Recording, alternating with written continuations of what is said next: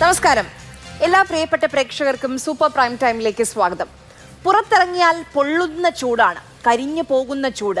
ചുട്ടുപൊള്ളുന്ന ചൂടിൽ പാമ്പിനെയും പേടിക്കണം. പുറത്തു മാത്രമല്ല, വീടിനകത്തും. പാമ്പിനെ കണ്ട, പാമ്പ് കടിയേറ്റ വാർത്തകൾ മാത്രമാണ് കുറച്ച് ദിവസമായി നമ്മൾ കേൾക്കുന്നത്. അങ്കനവാടികളിൽ, ആശുപത്രികളിൽ, ഹോട്ടലുകളിൽ, കിടപ്പുമുറിയിൽ വരെ പാമ്പുണ്ട്. പലയിടത്തും ചൂട് 40 ഡിഗ്രിയാണ്. നമുക്ക് ഫാൻ ഇടാം, നമുക്ക് AC ഓൺ ചെയ്യാം, നമുക്ക് തണുത്ത വെള്ളം കുടിക്കാം. ശീതരക്ത ജീവിയായ പാമ്പ് എന്ത് ചെയ്യും? അവർക്ക് സ്വയം താപനിയന്ത്രണം സാധ്യമായ കാര്യമല്ല. തണുപ്പുള്ള സ്ഥലം തേടി വരുന്ന പാമ്പുകളെ എങ്ങനെ നമ്മൾ പ്രതിരോധിക്കും? ചൂട് കുറഞ്ഞ ഇടങ്ങൾ തേടി വരുന്ന പാമ്പുകൾ പേടിപ്പിക്കുന്നുണ്ട് ഇന്ന് മലയാളികളെ. അറിയാം, ശ്രദ്ധിക്കേണ്ട കാര്യങ്ങൾ ചോദിച്ചു മനസ്സിലാക്കാം. നമുക്കൊപ്പം അതിഥികളായി ജോസ് ലൂയിസ്, അദ്ദേഹം വൈൽഡ് ലൈഫ് ട്രസ്റ്റ് ഓഫ് ഇന്ത്യയുടെ ചീഫ് എക്സിക്യൂട്ടീവ് ഓഫീസറാണ്.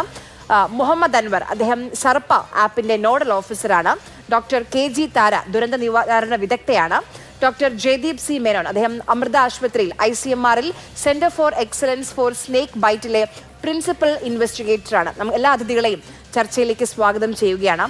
ആദ്യം ശ്രീ മുഹമ്മദ് അൻവർ, ഇപ്പം കഴിഞ്ഞ കുറച്ച് ദിവസമായി, അതായത് ചൂട് അനിയന്ത്രിതമായി കേരളത്തിൽ ആയ സമയം മുതൽ ഇങ്ങോട്ട് പാമ്പിനെ കണ്ട വാർത്തകൾ, പാമ്പ് കടിയേറ്റ വാർത്തകൾ മാത്രമാണ് നമ്മൾ കാണുന്നതും കേൾക്കുന്നതും. ഇത് വല്ലാത്തൊരു ടെൻഷൻ ഉണ്ടാക്കുന്നുണ്ട് നമുക്ക് എല്ലാവർക്കും. ഇപ്പം പുറത്ത് മാത്രമല്ല, നമ്മുടെ വീടിനകത്ത് അങ്ങനെയൊക്കെ കാണുമ്പം എന്ത് ചെയ്യുമെന്നൊരു പേടിയാണ്. ഈ ചൂട് കാലത്ത് പാമ്പുകൾ എന്തുകൊണ്ടാണ് ഇങ്ങനെ പുറത്തേക്ക് ഇറങ്ങുന്നത്? ചൂട് കൂടുതൽ ആണ്. അതായത് മലയാളികൾ സാധാരണയായി അനുഭവിച്ച് ശീലമില്ലാത്ത, പരിചയമില്ലാത്ത തരത്തിലുള്ള കനത്ത ചൂടാണ് അടുത്ത ദിവസങ്ങളിൽ നമ്മൾ അനുഭവിക്കുന്നത്. അപ്പോൾ അതിൻ്റേതായ ഒരു ഹയർ സ്ട്രെസ് ലെവല് സാധാരണ ജീവികളിലൊക്കെ കാണപ്പെടാറുണ്ട്. അതിപ്പോൾ വന്യമൃഗങ്ങളിലായാലും നമ്മൾ വളർത്തുന്ന ജീവികളായാലും നമുക്കായാലും വീടിനുള്ളിലൊക്കെ പവർ കട്ടുള്ള സമയത്ത് അല്ലെങ്കിൽ ഫാനും ലൈറ്റും ഒക്കെ ഓഫാക്കി AC ഒക്കെ ഓഫാക്കിയിട്ട് കുറച്ച് സമയം ചിലവഴിക്കുക എന്ന് പറയുന്ന ബുദ്ധിമുട്ടാണ്. അപ്പോൾ അത്തരത്തിൽ ഈ ചൂട് കൂടുന്നതിൻ്റെ ഒരു സ്ട്രെസ് ലെവൽ ഹൈ ആയിരിക്കും ജീവികളിലൊക്കെ. ആ കൂട്ടത്തിൽ പാമ്പുകൾക്കും ഇത്തരത്തിലുള്ള ഒരു ഹൈ സ്ട്രെസ് ലെവൽ കാണപ്പെടാറുണ്ട്.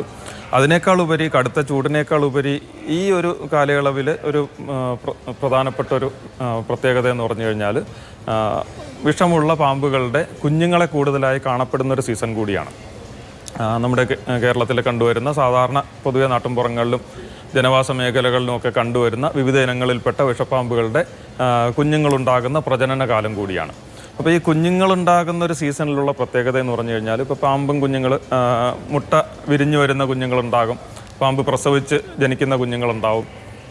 അപ്പോൾ പലതരത്തിൽ ജനിക്കുന്ന കുഞ്ഞുങ്ങൾ ആ ജനിക്കുന്ന സ്ഥലത്ത് തന്നെ കൂടുതൽ സമയം ചെലവഴിക്കാതെ പല സ്ഥലങ്ങളിലേക്ക് ഇങ്ങനെ സ്കാറ്റേഡ് ആയിട്ട് മൂവ്മെൻ്റ് ആരംഭിക്കുന്ന ഒരു പ്രവണത ഉണ്ടാവാറുണ്ട്. അതായത് അതിന് പാമ്പുകളെ സംബന്ധിച്ചിടത്തോളം പൊതുവേ ഒളിച്ചിരിക്കാൻ കൂടുതൽ ഇഷ്ടപ്പെടുന്ന ജീവികളാണ്. ശത്രുക്കളുടെ ഒന്നും കണ്ണിൽപ്പെടാതെ മാളങ്ങൾക്കുള്ളിലോ അത്തരത്തിലുള്ള വളരെ സുരക്ഷിതമായ സ്ഥലങ്ങളിൽ കൂടുതലായി ഒളിഞ്ഞിരിക്കുക, അത്യാവശ്യം വിരപിടിക്കാനും മറ്റും വേണ്ടി മാത്രം പുറത്തേക്ക് ഇറങ്ങുക, അത്തരം ഒരു പ്രവണതയുള്ള ജീവികളായതുകൊണ്ട് തന്നെ ഈ ജനിക്കുന്ന പാമ്പും കുഞ്ഞുങ്ങൾ അത്തരം സുരക്ഷിതമായ താവളങ്ങൾ അന്വേഷിച്ച് കൂടുതലായി സഞ്ചരിക്കാനുള്ളൊരു ടെൻഡൻസി ഉണ്ടാവും. അങ്ങനെ സഞ്ചരിക്കുന്നതിനിടയ്ക്ക് നമ്മുടെ വീടുകൾക്കുള്ളിലോ അല്ലെങ്കിൽ വീടുകളുടെ പരിസരത്തേക്കോ ഒക്കെ വന്നുപെടാനുള്ള സാധ്യതയുണ്ട്. അപ്പോൾ വീടുകളുടെ പരിസരത്തൊക്കെ വരുമ്പോഴേക്കും അവയ്ക്ക് സുരക്ഷിതമായ താവളങ്ങൾ അവിടെ കാണുകയാണെന്നുണ്ടെങ്കിൽ അത്തരം സ്ഥലങ്ങളിലേക്ക് അട്രാക്റ്റഡ് ആവും. അപ്പോൾ അതുകൊണ്ട് പാമ്പും കുഞ്ഞുങ്ങളെ കാണപ്പെടുന്ന ഈ ഒരു സീസണിൽ നമ്മൾ ഏറ്റവും പ്രധാനമായ ഒരു സുരക്ഷാ മുൻകരുതൽ അല്ലെങ്കിൽ ഒരു ജാഗ്രത പാലിക്കേണ്ടുന്ന ഒരു മേഖല എന്ന് പറയുന്നത് വീടുകൾക്ക് ചുറ്റും പാമ്പുകൾക്ക് ഒളിയിടങ്ങളോ സുരക്ഷിതമായ താവളങ്ങളോ നമ്മൾ ഇല്ലാതെ സൂക്ഷിക്കുക എന്നുള്ളതാണ്. അത് ഇപ്പോൾ വിറക് കൂട്ടിയിട്ടിരിക്കുന്ന സ്ഥലമോ അല്ലെങ്കിൽ അത്തരത്തിൽ നിർമ്മാണ വസ്തുക്കളോ ഇഷ്ടികയോ ഒക്കെ കൂട്ടിയിട്ടിരിക്കുന്ന ഭാഗങ്ങളോ ഒക്കെ ഉണ്ടെന്നുണ്ടെങ്കിൽ, അല്ലെങ്കിൽ വീടിനടുത്ത് ചെറിയ മാളങ്ങളോ പൊത്തുകളോ വിള്ളലുകളോ ഒക്കെ ഉണ്ടെന്നുണ്ടെങ്കിൽ അവിടെയൊക്കെ ഈ കുഞ്ഞു പാമ്പുകൾ വന്നിരിക്കാൻ സാധ്യതയുണ്ട്. വീടിൻ്റെ പുറത്ത് ഊരി വെച്ചിരിക്കുന്ന നമ്മുടെ കുഞ്ഞുങ്ങളുടെയൊക്കെ ഷൂ ഉണ്ടെങ്കിൽ പോലും അത് ചെറിയ പാമ്പുകളെ സംബന്ധിച്ച് അതൊരു മാളം പോലെ തോന്നുകയും അതിനകത്തേക്ക് കയറിയിരിക്കാനൊക്കെ സാധ്യതയുണ്ട്. ചെടിച്ചട്ടികളൊക്കെ വീടിൻ്റെ അലങ്കാരത്തിന് വേണ്ടി വെച്ചിരിക്കുന്ന ഭാഗങ്ങൾ നമ്മൾ സ്ഥിരമായിട്ട് ചെടിച്ചട്ടികളൊക്കെ നനയ്ക്കാറുണ്ട്. അവിടെ ഒരു പച്ചപ്പും ഈർപ്പവും തണുപ്പും ഒക്കെ കൂടുതലായിരിക്കും. അപ്പോൾ തണുപ്പും തണലും ഒക്കെ ഈ പാമ്പുകളെ ആകർഷിക്കുന്ന, പ്രത്യേകിച്ച് ഈ ചൂട് കാലയളവിൽ ആകർഷിക്കുന്ന കാരണങ്ങളാണ്, ഘടകങ്ങളാണ്.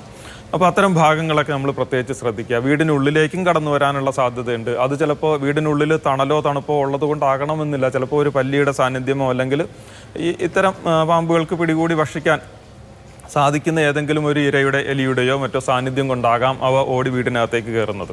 അപ്പോൾ വീടിനകത്തേക്കുള്ള എൻട്രി പോയിന്റ്സും നമ്മൾ പ്രത്യേകം ശ്രദ്ധിക്കുന്നത് നല്ലതായിരിക്കും. വാതിൽ ജനലോ ഒക്കെ തുറന്നിട്ട് കഴിഞ്ഞാൽ അതുവഴി പാമ്പിനോ മുതിർന്ന പാമ്പിനോ പാമ്പും കുഞ്ഞുങ്ങൾക്കോ ഒക്കെ ഉള്ളിലേക്ക് പ്രവേശിക്കാം. അതോടൊപ്പം തന്നെ ഈ വാതിലും ജനലും ഒക്കെ അടച്ചിരിക്കുന്ന സമയത്ത് പോലും അതിൻ്റെ താഴെയോ ഒക്കെ ചെറിയ വിടവുണ്ടെങ്കിൽ, അല്ലെങ്കിൽ ജനൽ അടച്ചിരിക്കുകയാണ്, എയർ ഹോളിലൂടെ പാമ്പിന് പ്രവേശിക്കാനുള്ള സാധ്യതയുണ്ട്. അതായത് വീട്ടിൽ അലങ്കാരത്തിന് വേണ്ടി നമ്മൾ ഓർണമെൻ്റൽ പ്ലാന്റ്സ് ഒക്കെ വളർത്താറുണ്ട്. പലപ്പോഴും വള്ളിച്ചെടികളായിരിക്കും, ബോഗൈൻ വില്ല പോലുള്ള അല്ലെങ്കിൽ പാഷൻ ഫ്രൂട്ട് പോലുള്ള വള്ളിച്ചെടികളൊക്കെ ഉണ്ടാവും. അതൊക്കെ വീടിന് മുകളിലേക്ക് പടർന്നു നിൽക്കുന്ന സമയത്ത് ചിലപ്പോൾ ഇത്തരം എയർ ഹോൾസും ഒക്കെ ആയിട്ട് കണക്റ്റഡ് ആയിരിക്കും. അത്തരം കണക്ഷൻസിലൂടെയൊക്കെ കയറി വരാൻ സാധ്യതയുണ്ട്. വാഷ്റൂമിൻ്റെ ബാത്റൂമിൻ്റെയൊക്കെ വെള്ളം പുറത്തേക്ക് പോകുന്ന പൈപ്പൊക്കെ ഓപ്പൺ ആണെന്നുണ്ടെങ്കിൽ അതുവഴിയൊക്കെ കയറി വരാൻ സാധ്യതയുണ്ട്. അപ്പോൾ അതൊക്കെ ഒരു മെഷിട്ടോ അല്ലെങ്കിൽ നെറ്റിട്ടോ ഒക്കെ മൂടുക എന്നുള്ളത് വളരെ പ്രധാനപ്പെട്ട സംഗതിയാണ്. പാമ്പുകളെ ആകർഷിക്കുന്ന ഒളിയിടങ്ങൾ വീടിന് പരിസരത്തില്ലാതിരിക്കുക. പാമ്പുകളെ ആകർഷിക്കാൻ സാധ്യതയുള്ള ഇരജീവികളുടെ സാന്നിധ്യം വീടിന് പരിസരത്തില്ലാതിരിക്കുക എന്നുള്ളത് വളരെ പ്രധാനമാണ്. അതിപ്പോൾ എലിയാകാം. എലി ആകർഷിക്കുന്ന സംഗതി എന്ന് പറഞ്ഞാൽ ചിലപ്പോൾ നമ്മൾ ശ്രദ്ധയില്ലാതെ ഭക്ഷണത്തിൻ്റെ വേസ്റ്റൊക്കെ അവശിഷ്ടങ്ങളൊക്കെ വീടിന് ചുറ്റും വിതറിയെടുക്കുകയാണെന്നുണ്ടെങ്കിൽ എലികൾ അതിലേക്ക് അട്രാക്റ്റഡ് ആകാം. ആ എലിയുടെ സാന്നിധ്യം പാമ്പുകളെ ആകർഷിക്കാം. അപ്പോൾ അതുകൊണ്ട് ഫുഡ് വേസ്റ്റൊക്കെ പ്രോപ്പറായിട്ട് ഡിസ്പോസ് ചെയ്യുക എന്നുള്ളത് വളരെ പ്രധാനപ്പെട്ട ഒരു സംഗതിയാണ്. പിന്നെ വീട്ടിൽ അലങ്കാര പക്ഷികളൊക്കെ വളർത്തുന്ന, ഇപ്പോൾ പലരും ഇത്തരം മുൻകരുതലുകളെ പറ്റി കേട്ട് അലങ്കാര പക്ഷികളെ ഒഴിവാക്കണം എന്നുള്ള ചിന്തയിലേക്ക് വരെ വരാറുണ്ട്. പക്ഷേ കുട്ടികളൊക്കെ വളരെ ഇഷ്ടത്തോടുകൂടി സ്നേഹത്തോടുകൂടി വളർത്തുന്ന പക്ഷികളൊക്കെ ആയിരിക്കും. വളർത്താൻ പാടില്ല എന്നുള്ളതല്ല, ഈ പക്ഷികളെ പിടികൂടി ഭക്ഷിക്കുന്ന പാമ്പുകൾ അല്ലെങ്കിൽ അവയുടെ മുട്ടയെടുത്ത് ഭക്ഷിക്കുന്ന പാമ്പുകളൊക്കെ ഇത്തരം സാഹചര്യങ്ങളിലേക്ക് ഈ ഇരജീവിയുടെ സാന്നിധ്യം കൊണ്ട് അട്രാക്റ്റഡ് ആകാൻ സാധ്യതയുണ്ട്. ഒരു പ്രത്യേക കരുതലുണ്ടായിരിക്കണം എന്നുള്ളതാണ്. പിന്നെ വീട്ടിനുള്ളിലൊക്കെ വളർത്തുന്ന നമ്മുടെ മറ്റ് പെറ്റ്സ്, പൂച്ച പോലുള്ള പെറ്റ്സൊക്കെ പുറത്തിറങ്ങി നടക്കുമ്പോൾ പാമ്പും കുഞ്ഞുങ്ങളെയൊക്കെ കണ്ടു കഴിഞ്ഞാൽ അതിനെ ജീവനോടെ പിടികൂടി വീടിനുള്ളിലേക്ക് കൊണ്ടുവരാനൊക്കെ സാധ്യതയുണ്ട്. പെറ്റ്സിനെ നമ്മൾ ഏതായാലും ഒന്ന് പ്രത്യേകിച്ച് കരുതുക. ഇതൊക്കെയാണ് വീടിനും പരിസരത്തും ശ്രദ്ധിക്കേണ്ടുന്ന പൊതുവായിട്ടുള്ള സംഗതികൾ. പിന്നെ ഞാൻ താങ്കളിലേക്ക് തിരിച്ചു വരാം. ശ്രീ ജോസ് ലൂയിസ്, ഇതിലിപ്പം ഇങ്ങനെ പാമ്പുകളെ പറ്റി കേരളം പേടിച്ചിട്ടുണ്ടോ എന്ന കാര്യം സംശയമാണ്. പണ്ടും നാട്ടിൻ പുറത്തൊക്കെ പാമ്പുകളെ കണ്ടിട്ടുണ്ട്, പക്ഷെ ഇത് വീടിനകത്താണ്. വീടിനകത്തെന്ന് പറയുമ്പോൾ ഓരോ ദിവസവും ഇങ്ങനത്തെയുള്ള വാർത്തകൾ വരുമ്പം വലിയൊരു ടെൻഷൻ സ്വാഭാവികമായും ആളുകൾക്ക് ഉണ്ടാവുന്നുണ്ട്. അപ്പോൾ ഈ പ്രതിവിധി എന്ന് പറയുന്നത് ആൻറ്റി സ്നേക്ക് വെനമാണ്. ഈ 2 പരാതികളാണ് ഉയരുന്നത്. ഒന്ന്, ഈ ആൻറ്റി സ്നേക്ക് വെനം കൃത്യമായി ലഭ്യമാകുന്നില്ല, സ്റ്റോക്ക് ഇല്ല എന്നുള്ളൊരു പരാതിയുണ്ട്. രണ്ടാമത്തെ പരാതി, ഇപ്പോൾ ഈ മരുന്നുണ്ട്, പക്ഷേ അതിന് കൃത്യമായി അഡ്മിനിസ്ട്രേറ്റ് ചെയ്യാൻ കഴിയുന്ന ആരോഗ്യ പ്രവർത്തകർക്കിടയിൽ കൃത്യമായി അതിനെ ഇപ്പം ഈ 15 മിനിറ്റ് അതിനുള്ളിൽ ഈ ആൻറ്റി സ്നേക്ക് വെനം കൊടുക്കുന്നു. ചിലപ്പോൾ രോഗികൾ, ഈ പാമ്പ് കടിയേറ്റ മനുഷ്യർക്ക് ഒരു എൻഹലറ്റിക് ഷോക്കിലേക്ക് പോയേക്കാം എന്നൊരു കാര്യം പറയുന്നുണ്ട്. അപ്പം അതേക്കുറിച്ച് എന്താണ് നമ്മൾ ശ്രദ്ധിക്കേണ്ട കാര്യം? ആദ്യമേ ഒരു കാര്യം പറയട്ടെ. ഈ കഴിഞ്ഞ ഒരാഴ്ചയായിട്ട് കേരളത്തിനെ മുഴുവൻ പാമ്പ് വിഴുങ്ങുമോ എന്നുള്ള പേടിയിലാണ് ആൾക്കാർ. അങ്ങനെ ഒരു പേടിയുടെ ആവശ്യമില്ല. ഇതൊരു അൻവർ പറഞ്ഞ പോലെ ഇത് നമ്മുടെ ചൂട് കൂടിയതിൻ്റെ ഒരു സൈഡ് എഫക്റ്റ് ആയിട്ട് വന്നിരിക്കുന്നതാണ്. നമുക്ക് ഈ ഒരു പേടി എന്ന് പറയുന്നത് ഈ കഴിഞ്ഞ കുറച്ച് ദിവസങ്ങളായിട്ട് ഈ പാമ്പാണ് ചർച്ചകൾ. അപ്പൊ ഈ പാമ്പിനെ ഇത്രയധികം പേടിക്കേണ്ട ആവശ്യമില്ല. 2, പാമ്പ് കടിയേറ്റാൽ അതിനുള്ള പ്രതിവിധി ആന്റിവെനം കൊണ്ടുള്ള ചികിത്സയാണ്. അത് കേരളത്തിലെ ഒട്ടുമിക്കവാറും ഹോസ്പിറ്റലുകളിലുണ്ട്. ആന്റിവെനത്തിന്റെ ഷോർട്ടേജ് കേരളത്തിൽ ഉള്ളതായിട്ട്, അങ്ങനെ ഒരു സീരിയസ് ഷോർട്ടേജ് കേരളത്തിൽ ഉള്ളതായിട്ട് ആരുടെ ശ്രദ്ധയിൽപ്പെട്ടിട്ടില്ല. കാരണം താലൂക്ക് ലെവൽ ആശുപത്രികളിലൊക്കെ ആന്റിവെനം ഉണ്ട്. പിന്നെ ഈ ഡോക്ടർമാരുടെ പരിചയക്കുറവെന്നൊക്കെ പറയുന്നത്, ഇപ്പൊ കഴിഞ്ഞ ദിവസങ്ങളിൽ ഉണ്ടായിരിക്കുന്ന ഒരു ഇൻസിഡന്റ് ഒക്കെ നമ്മളെടുത്ത് പരിശോധിച്ചു കഴിഞ്ഞാൽ, ഈ ഡോക്ടറുടെ അടുത്ത് ചെല്ലുമ്പോൾ ഈ കുട്ടിയെ അല്ലെങ്കിൽ ഈ പേഷ്യന്റിനായിട്ട് ചെല്ലുമ്പോൾ ചില കേസുകളിൽ അത് പാമ്പ് കടിച്ചതാണോ എന്ന് തിരിച്ചറിയാനായിട്ട് വൈകാറുണ്ട്. ഈ നമ്മൾ 2 പല്ലിന്റെ പാട് അതൊക്കെ നമ്മൾ നോക്കിക്കഴിഞ്ഞാൽ പലപ്പോഴും കാണാനായിട്ടുള്ള സാധ്യതയില്ല. ഇപ്പൊ ഈ ക്രേറ്റിന്റെ ബൈറ്റിന്റെ കാര്യത്തിലാണെങ്കിൽ അതൊരു ചെറിയ പോറൽ പോലെയൊക്കെ കാണത്തുള്ളൂ. ആ കുട്ടികളുടെ കാര്യത്തിലാണെങ്കിലും അവരുടെ ശരീരത്തിൽ ഒരു പാമ്പ് കടിച്ച പാടൊന്നും പെട്ടെന്ന് കണ്ടുപിടിക്കാൻ പറ്റിയില്ല. അല്ലെങ്കിൽ ഈ with a snake bite history, suspected snake bite history, പാമ്പ് കടിച്ചോ എന്ന് സംശയമുള്ള ഹിസ്റ്ററി ആയിട്ടല്ല വരുന്നത്. പലപ്പോഴും രാത്രിയിൽ നമ്മൾ ഈ സ്നേക്ക് ബൈറ്റിന്റെ ഒരു പാറ്റേൺ ശ്രദ്ധിച്ചു കഴിഞ്ഞാൽ അറിയാം, രാത്രിയിലാണ് ഹോസ്പിറ്റലുകളിലേക്ക് ഈ പേഷ്യൻസിനായിട്ട് വരുന്നത്. അപ്പം പലരും പറയുന്നത് ചിലപ്പോൾ അവർക്ക് ശ്വാസം മുട്ടലോ അല്ലെങ്കിൽ ഛർദിയോ അല്ലെങ്കിൽ വയറുവേദനയോ ഒക്കെയാണ്. ഈ ക്രേറ്റിന്റെ കാര്യത്തിലൊക്കെ അങ്ങനത്തെ ചില സിംറ്റങ്ങളാണ് ആദ്യം കാണുന്നത്. അപ്പം വിസിബിൾ ആയിട്ട് നമുക്ക് കാണാൻ പറ്റാത്ത അല്ലെങ്കിൽ നമ്മൾ പാമ്പ് കടിച്ചെന്ന് കാണാത്ത പല കേസുകളിലും ഈ ചികിത്സ താമസിക്കാറുണ്ട്. എന്ന് പറഞ്ഞാൽ ഡോക്ടർക്ക് അത് മനസ്സിലാക്കി വന്ന് അതിന് വേണ്ട ആന്റിവെനം കൊടുത്ത് അത് വരുതിയിലാക്കാനായിട്ടുള്ള ഒരു കാലതാമസം വരാറുണ്ട്. അതുകൊണ്ടാണ് പലപ്പോഴും പാമ്പ് കടിയേറ്റുള്ള മരണങ്ങൾ ഉണ്ടാവാറുള്ളത്. അതുപോലെ തന്നെ പാമ്പ് കടിക്കുന്ന ആളുടെ മാനസിക സ്ഥിതി, എനിക്ക് തോന്നുന്നത് ഇപ്പം നമ്മുടെ ഏറ്റവും വലിയൊരു ചലഞ്ച് എന്ന് പറയുന്നത് ഇന്നത്തെ ദിവസം, അതായത് ഞാനും സർപ്പയുടെ ഒരു ഭാഗമാണ്. അപ്പൊ ഞാൻ ഈ ചർച്ചയ്ക്ക് മുമ്പ് ഞാൻ സർപ്പയുടെ ഇന്നത്തെ ഡേറ്റ നോക്കിയായിരുന്നു. ഏതാണ്ട് 60-ൽ പരം സ്നേക്ക് ഇൻസിഡൻസ് ആണ് ഇന്നത്തെ ദിവസം മാത്രം കേരളത്തിൽ റിപ്പോർട്ട് ചെയ്തിരിക്കുന്നത്.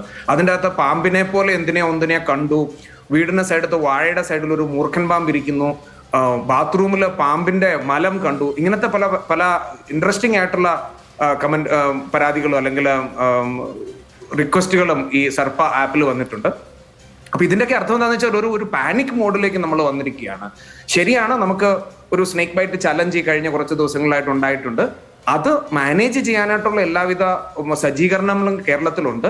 ചില കേസുകളിൽ അത് വേണ്ട സമയത്ത് ചികിത്സ കിട്ടാതെ വരുന്നു, ആശുപത്രിയിൽ എത്തിക്കാനുള്ള കാലതാമസം, ആശുപത്രിയിൽ എത്തിച്ചതിന് ശേഷം അത് പാമ്പ് കടിയാണെന്ന് മനസ്സിലാക്കാനുള്ള കാലതാമസം, അത് ഡോക്ടറുടെ കുഴപ്പമാകാം, അത് കേസ് പ്രസന്റ് ചെയ്തതിലുള്ള പ്രശ്നമാകാം. ഇതൊക്കെ കൊണ്ടാണ് വരുന്നത്.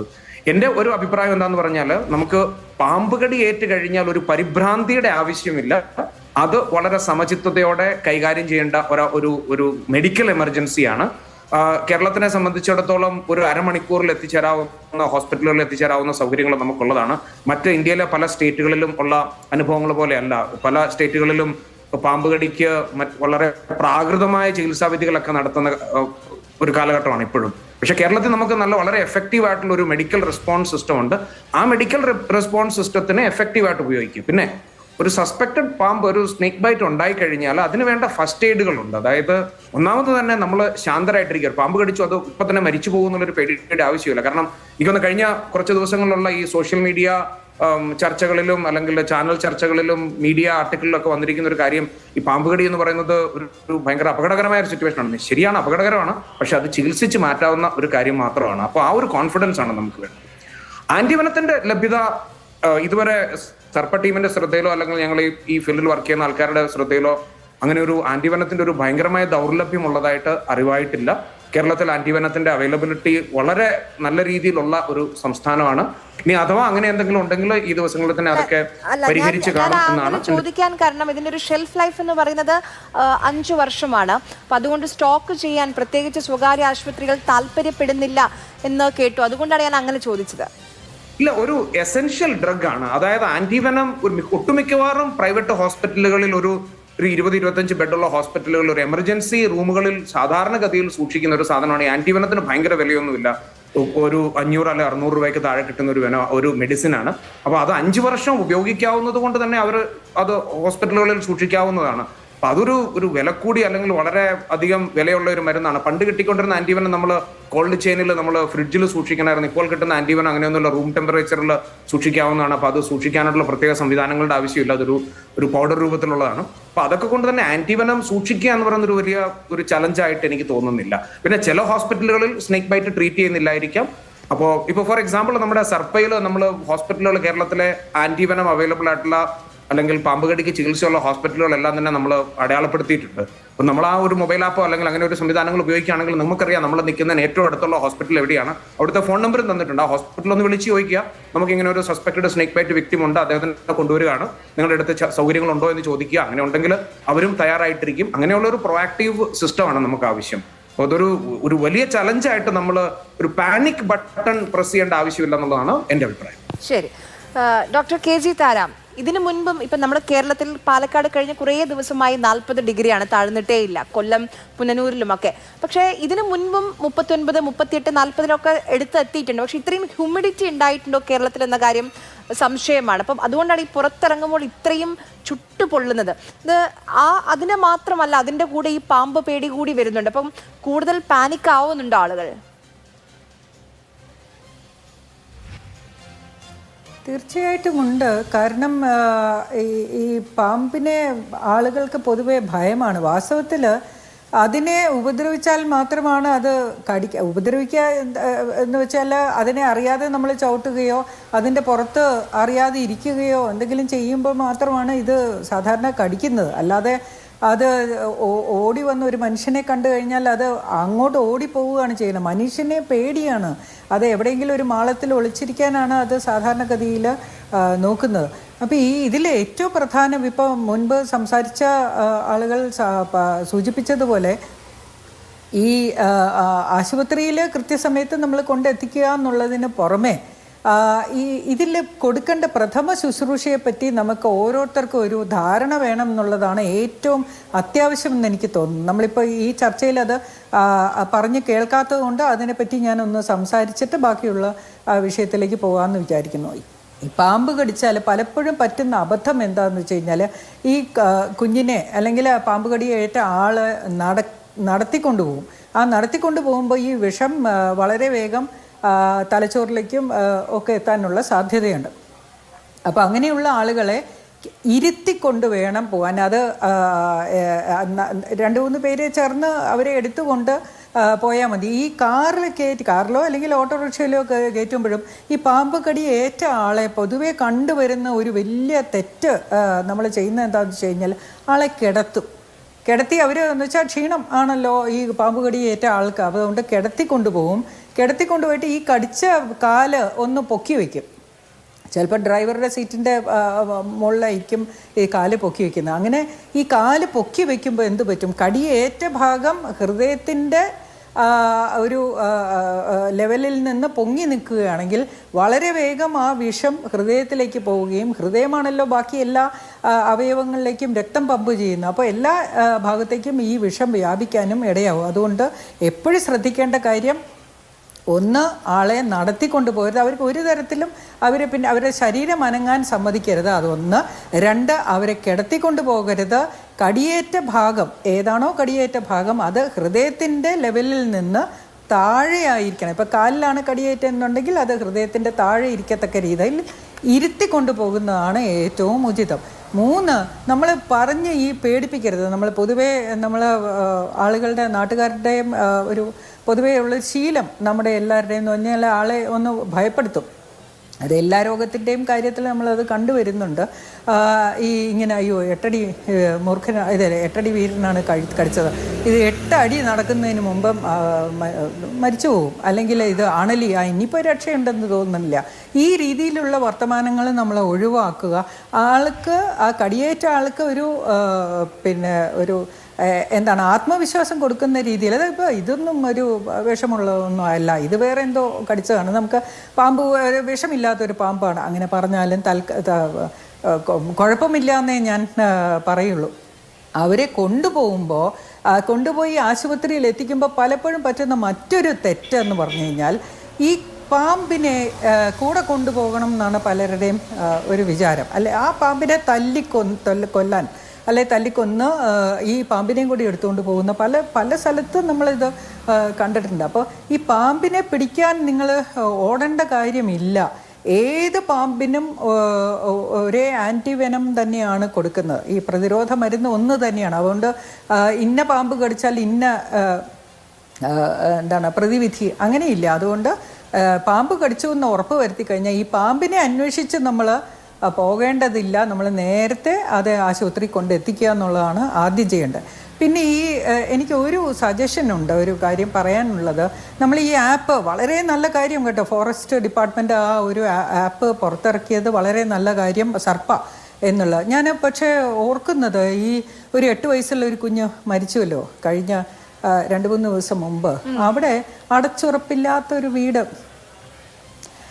ആ വീട്ടിൽ നമ്മൾ ഒരു സുരക്ഷിതമായ ഒരു രീതിയും അവരെ നമുക്ക് പ്രതീക്ഷിക്കുക വയ്യ, അവർ താമസിക്കുന്ന സ്ഥലത്ത്. അങ്ങനെയുള്ള ഒരാൾക്ക് അല്ലെങ്കിൽ ഇതുപോലെയുള്ള ഒരുപാട് കുടുംബങ്ങൾ ഉണ്ടാവാം. അവർക്കൊരു മൊബൈൽ ഫോൺ തന്നെ, നെറ്റ് ഉള്ള ഒരു മൊബൈൽ ഫോൺ തന്നെ ഉണ്ടാവണം എന്നില്ല. ഈ ആപ്പും എല്ലാം ഡൗൺലോഡ് ചെയ്യാനുള്ള സൗകര്യം ഉണ്ടാവണം എന്നില്ല. അപ്പോൾ അങ്ങനെയുള്ള സന്ദർഭത്തിൽ നമ്മൾ ഡിസ്ട്രിക്റ്റ് കൺട്രോൾ റൂമിലേക്ക് 1077 24 മണിക്കൂറും പ്രവർത്തിക്കും. റവന്യൂവിൻ്റെ കീഴിലാണ്, റവന്യൂ ദുരന്ത നിവാരണ വകുപ്പ് അതിൻ്റെ കീഴിൽ പ്രവർത്തിക്കുന്ന ഡിസ്ട്രിക്റ്റ് കളക്ടറേറ്റിലെ കൺട്രോൾ റൂമുകളാണ്. ഏത് സമയം വിളിച്ചാലും അവിടെ ആളുണ്ടാവും. നമ്മൾ വിളിക്കുമ്പോൾ ഒരു കാര്യം ഒന്ന് ശ്രദ്ധിക്കണം. നമ്മളിപ്പോൾ തിരുവനന്തപുരത്ത് നിന്നാണ് വിളിക്കണമെങ്കിൽ 1077 എന്ന് ഞാൻ വിളിച്ചാൽ മതിയാവും. ഞാൻ കൊല്ലത്ത് പോയിട്ട് കൊല്ലത്തെ കളക്ടറേറ്റിലേക്കാണ് എനിക്ക് വിളിക്കേണ്ടത് എന്നുണ്ടെങ്കിൽ കൊല്ലത്തെ കോഡും കൂടി ചേർത്ത് വേണം. STD കോഡ് ഉണ്ടല്ലോ, 0474 0474. ആണ് കൊല്ലത്തെ STD കോഡ്. അതും കൂടി ചേർത്ത് വേണം ഈ 1077 എന്നുള്ള നമ്പർ വിളിക്കാൻ. ഇവിടെ നിന്ന് അങ്ങോട്ട് വിളിക്കുകയാണെങ്കിൽ, അവനവൻ്റെ ജില്ലയിൽ വിളിക്കുകയാണെങ്കിൽ 1077 വിളിച്ചാൽ ഈ ഡിസ്ട്രിക്ട് കൺട്രോൾ റൂമിൽ ആൾ എടുത്തിരിക്കും. അപ്പോൾ അഥവാ ഇനി ആപ്പ് ഇത് ഡൗൺലോഡ് ചെയ്യാനുള്ള സൗകര്യം ഇല്ലാത്ത ആളുകളാണെങ്കിൽ ഈ 1077 വിളിച്ചാൽ മതിയാകും. ഒരു കാര്യം കൂടി പറയാം, ഈ സർപ്പ എന്നുള്ള ആപ്പ് അതിന് പുറമേ അതിന് മുമ്പ് തന്നെ പുറത്തിറക്കിയതാണ് ഒരു സ്നേക്ക് പീഡിയ എന്ന് പറയുന്നത്. വിക്കിപീഡിയ എന്ന് നമ്മൾ പറഞ്ഞ് കേട്ടിട്ടുണ്ടല്ലോ, അതുപോലെ സ്നേക്ക് പീഡിയ, അങ്ങനെ ഒരു പ്രൈവറ്റ് ഒരു സംരംഭമാണ്. പക്ഷേ അതിലും വളരെ ബൃഹത്തായ രീതിയിൽ ഈ വിവരങ്ങൾ വളരെ കാലം മുമ്പ് തന്നെ അവർ ഈ ആപ്പ് പുറത്തേക്ക് ഇറക്കിയിരുന്നു. ഒരു പാമ്പിൻ്റെ പടമൊക്കെ കൊടുത്തിട്ടാണ് ഈ സ്നേക്ക് പീഡിയ കൊടുത്തിരിക്കുന്നത്. അപ്പോൾ സർക്കാരിൻ്റെ വകയായിട്ട് ഈ സർപ്പ ആപ്പുണ്ട്, സ്നേക്ക് പീഡിയ എന്നുള്ള ഈ ആപ്പുണ്ട്. ഇതിലേതെങ്കിലും അല്ലെങ്കിൽ രണ്ടും നമ്മൾ ഒന്ന് ഡൗൺലോഡ് ചെയ്ത് വയ്ക്കുന്ന ഫോണിൽ സൗകര്യമുള്ളവർ, ഇതിനകത്ത് ഈ ചികിത്സയ്ക്ക് സൗകര്യമുള്ള, അതായത് സർപ്പദംശനം ഏറ്റാൽ ചികിത്സിക്കാൻ സൗകര്യമുള്ള എല്ലാ ആശുപത്രികളുടെയും നമ്പർ അവിടെ കൊടുത്തിട്ടുണ്ട്. ഓരോ ജില്ലയിൽ സ്നേക്ക് ക്യാച്ചേഴ്സ്, പാമ്പ് പിടുത്തക്കാരുടെ നമ്പറുകൾ ഈ സ്നേക്ക് പീഡിയയിൽ കണ്ടിട്ടുണ്ട്. ഞാൻ ഈ സർപ്പ ആപ്പ് കണ്ടിട്ടില്ല, അതുകൊണ്ട് അതിൽ ഉണ്ടോ ഇല്ലയോ എന്നുള്ളത് എനിക്ക് അറിഞ്ഞുകൂടാ, ദയവായിട്ട് ക്ഷമിക്കണം. അതിനകത്ത് ഈ പാമ്പ് പിടുത്തക്കാരുടെ നമ്പർ കൊടുത്തിട്ടുണ്ട്. അപ്പോൾ അവരെ നമുക്ക് വേഗം തന്നെ കോണ്ടാക്ട് ചെയ്യാൻ പറ്റും. എന്തെല്ലാം ഫസ്റ്റ് എയ്ഡ് ചെയ്യണം എന്നുള്ള വിവരം അതിനകത്ത് കൊടുത്തിട്ടുണ്ട്. ഓരോ സ്ഥലത്തും കാണാൻ സാധ്യതയുള്ള പാമ്പുകളുടെ ജാതകം വരെ അതിനകത്ത് കൊടുത്തിട്ടുണ്ട്. അതായത് ഇത് എന്ത് നിറം, എങ്ങനെയാണ് അതിനെ തിരിച്ചറിയേണ്ടത്. ഇനിയിപ്പോൾ അതൊന്നും വായിക്കാൻ നമ്മൾ നിന്നില്ലെങ്കിൽ പോലും നമ്മൾ ഈ ഹോസ്പിറ്റലിൻ്റെ നമ്പർ ഡയൽ ചെയ്യുക, അങ്ങോട്ട് കൊണ്ടുപോവുക എന്നുള്ളതാണ്. അപ്പോൾ അത്തരം കാര്യങ്ങൾ ശ്രദ്ധിച്ചാൽ തന്നെ നമ്മുടെ പകുതി കാര്യങ്ങളും നമുക്ക് സുരക്ഷിതമായിട്ട് ഇരിക്കാൻ സാധിക്കും. ഈ പ്രഥമ ശുശ്രൂഷയുടെ കാര്യത്തിൽ നമ്മൾ ഒരു ജാഗ്രത പുലർത്തണം. ശരി.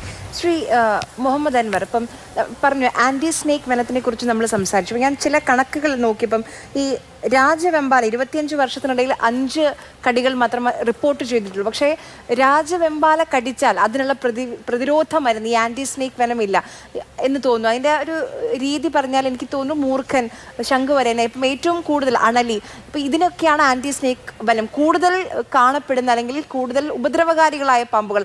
അവയുടെ ആൻറ്റി സ്നേക്ക് വനമാണ് ഉള്ളത് അല്ലേ? അതിൻ്റെ ഒരു കാര്യങ്ങളൊന്ന് പറയാമോ? അതായത് ആൻറ്റി സ്നേക്ക് വെനം ബേസിക്കലി 2 തരമാണ്. ഒന്ന് പോളിവാലൻ്റ് ആൻറ്റിവെനം എന്ന് പറയും, 2 മോണോവാലൻ്റ് ആൻറ്റി സ്നേക്ക് വെനം എന്ന് പറയും.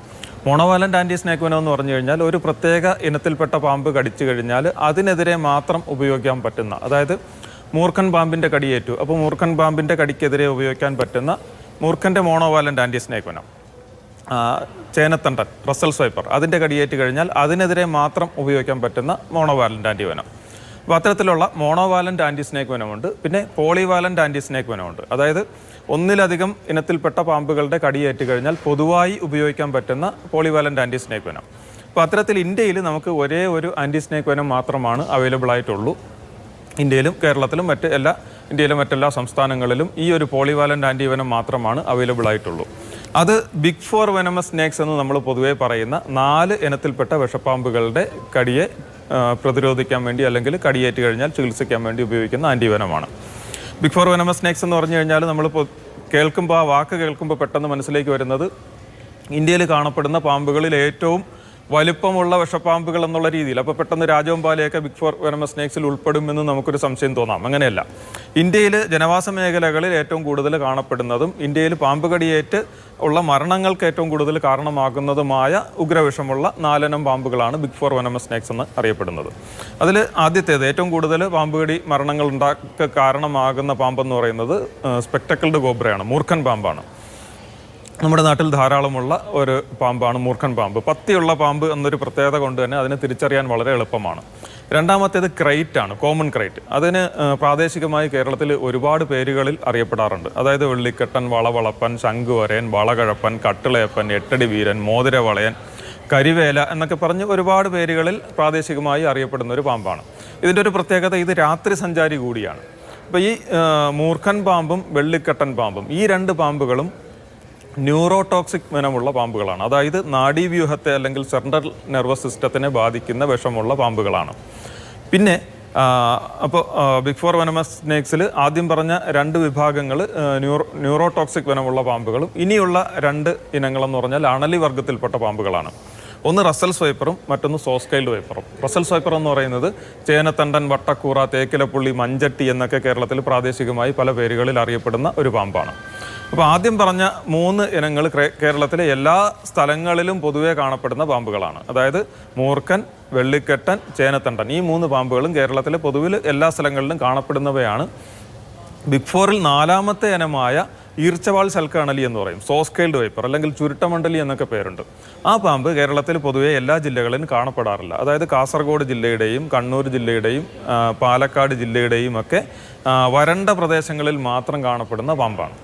അപ്പോൾ ഈ 4 ഇനത്തിൽപ്പെട്ട പാമ്പുകളെ ചേർത്തിട്ടാണ് ബിഗ് ഫോർ വെനമസ് സ്നേക്സ് എന്ന് പറയുന്നത്. രണ്ടാമത് പറഞ്ഞ ചേനത്തണ്ടൻ പിന്നെ ചുരുട്ടമണ്ഡലി, ഈ 2 അതായത് റസൽസ് വൈപ്പറും സോസ്കൈൽഡ് വൈപ്പറും, ഈ 2 പാമ്പുകളും രക്തചംക്രമണ വ്യവസ്ഥിതിയെ ബാധിക്കുന്ന ഹീമോടോക്സിക് വനമുള്ള പാമ്പുകളാണ്. ഈ 4ൽ ഏത് പാമ്പ് കടിച്ചു കഴിഞ്ഞാലും പൊതുവായി ഉപയോഗിക്കാൻ പറ്റുന്ന പോളിവാലൻ്റ് ആൻറ്റി സ്നേക്ക് വനമാണ്. നമ്മൾ നേരത്തെ താരാമാടം പറഞ്ഞതുപോലെ വേറെ മരുന്നില്ല, ഒരേ ഒരു ആൻറ്റിഡോട്ട് മാത്രമേ ഉള്ളൂ. അതുകൊണ്ട് കടിച്ച പാമ്പ് ഏതാണെന്ന് അതിനെ കണ്ടുപിടിക്കാനോ അല്ലെങ്കിൽ അതിനെ പിടികൂടാനോ ശ്രമിക്കുന്നത് വളരെ അപകടകരമാണ്. പാമ്പിനെ സമീപിക്കാൻ തന്നെ പാടില്ല എന്നുള്ളതാണ് വനംവകുപ്പ് പൊതുജനങ്ങളോട് കൊടുക്കാനുള്ള ഏറ്റവും പ്രധാനപ്പെട്ട ഒരു സുരക്ഷാ മുൻകരുതൽ എന്ന് പറയുന്നത്. അപ്പോൾ ഈ ഒരു പോളിവാലൻ്റ് ആൻറ്റി സ്നേക്ക് വനം മാത്രമാണ് നമുക്ക് ഇന്ത്യയിൽ ഇന്ന് അവൈലബിൾ ഉള്ളൂ. ഇത് കൂടാതെ മറ്റ് കേരളത്തിൽ കാണപ്പെടുന്ന പ്രധാനപ്പെട്ട 2 ഇനം വിഷപ്പാമ്പുകൾ കൂടിയുണ്ട്. ഒന്ന് ഏകദേശം 25ഓളം ശതമാനം കടിയേൽപ്പിക്കുന്ന ഒരു വിഷപ്പാമ്പാണ് ഹംബ്നോസ്ഡ് പിറ്റ് വൈപ്പർ എന്ന് പറയും. പക്ഷേ അത് ഉഗ്രവിഷമുള്ള ഒരു വിഭാഗത്തിൽ വരുന്നതല്ലെങ്കിൽ കൂടി ചികിത്സ ആവശ്യമാണ്. ഒരു ഹെൽത്തി അഡൾട്ടിനെ സംബന്ധിച്ചിടത്തോളം അതിൻ്റെ വിഷബാധ മരണകാരണമാകാറില്ല, അല്ലെങ്കിൽ ഒരു അത്രത്തോളം കോംപ്ലിക്കേഷൻസിലേക്ക് നയിക്കാറില്ല എന്നുള്ളതാണ്. മാത്രമല്ല അത് നമ്മുടെ ഗ്രാമപ്രദേശങ്ങളെക്കാൾ കൂടുതൽ വനപ്രദേശങ്ങളോട് ചേർന്നുള്ള സ്ഥലങ്ങളിലാണ് കാണുന്നത്. രാജവെമ്പാലയും ഉഗ്രവിഷമുള്ള പാമ്പാണ്, പക്ഷേ അത് ഉൾവനങ്ങളിലാണ് കാണുന്നത്. അതിൻ്റെ കടിയേറ്റ ആൾക്കാർ മരിച്ച സംഭവങ്ങൾ വളരെ കുറവുമാണ്. ശ്രീ ജോസ് ലൂയിസ്, ഇപ്പം നേരത്തെ ഡോക്ടർ KG താര ആദ്യം നമ്മൾ പാനിക് ആവാതെ ആദ്യം നമ്മൾ ചെയ്യേണ്ട ഗോൾഡൻ അവറിൽ നമ്മൾ ചെയ്യേണ്ട കാര്യങ്ങളെ കുറിച്ച് സംസാരിച്ചു. അപ്പം അത് കഴിഞ്ഞ് ഈ നേരത്തെ കൊല്ലത്തെ സംഭവത്തിൽ അത് സ്നേക്ക് ബൈറ്റ് ആണോ എന്ന് ഫാമിലിക്ക് ഐഡൻറ്റിഫൈ ചെയ്യാൻ കഴിഞ്ഞില്ല. അവർ ആദ്യം അത് ഫുഡ് പോയ്സണിങ് ആണെന്നാണ് വിചാരിച്ചത്. പിന്നീടാണ് പരിശോധനയിലാണ് അത് സ്നേക്ക് ബൈറ്റ് ആണ് എന്ന് കണ്ടെത്തിയത്.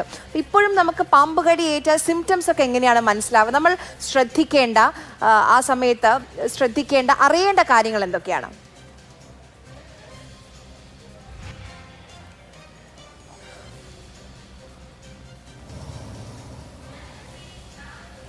ശ്രീ ജോസ് ലൂയിസ്, താങ്കൾക്ക് കേൾക്കാമോ?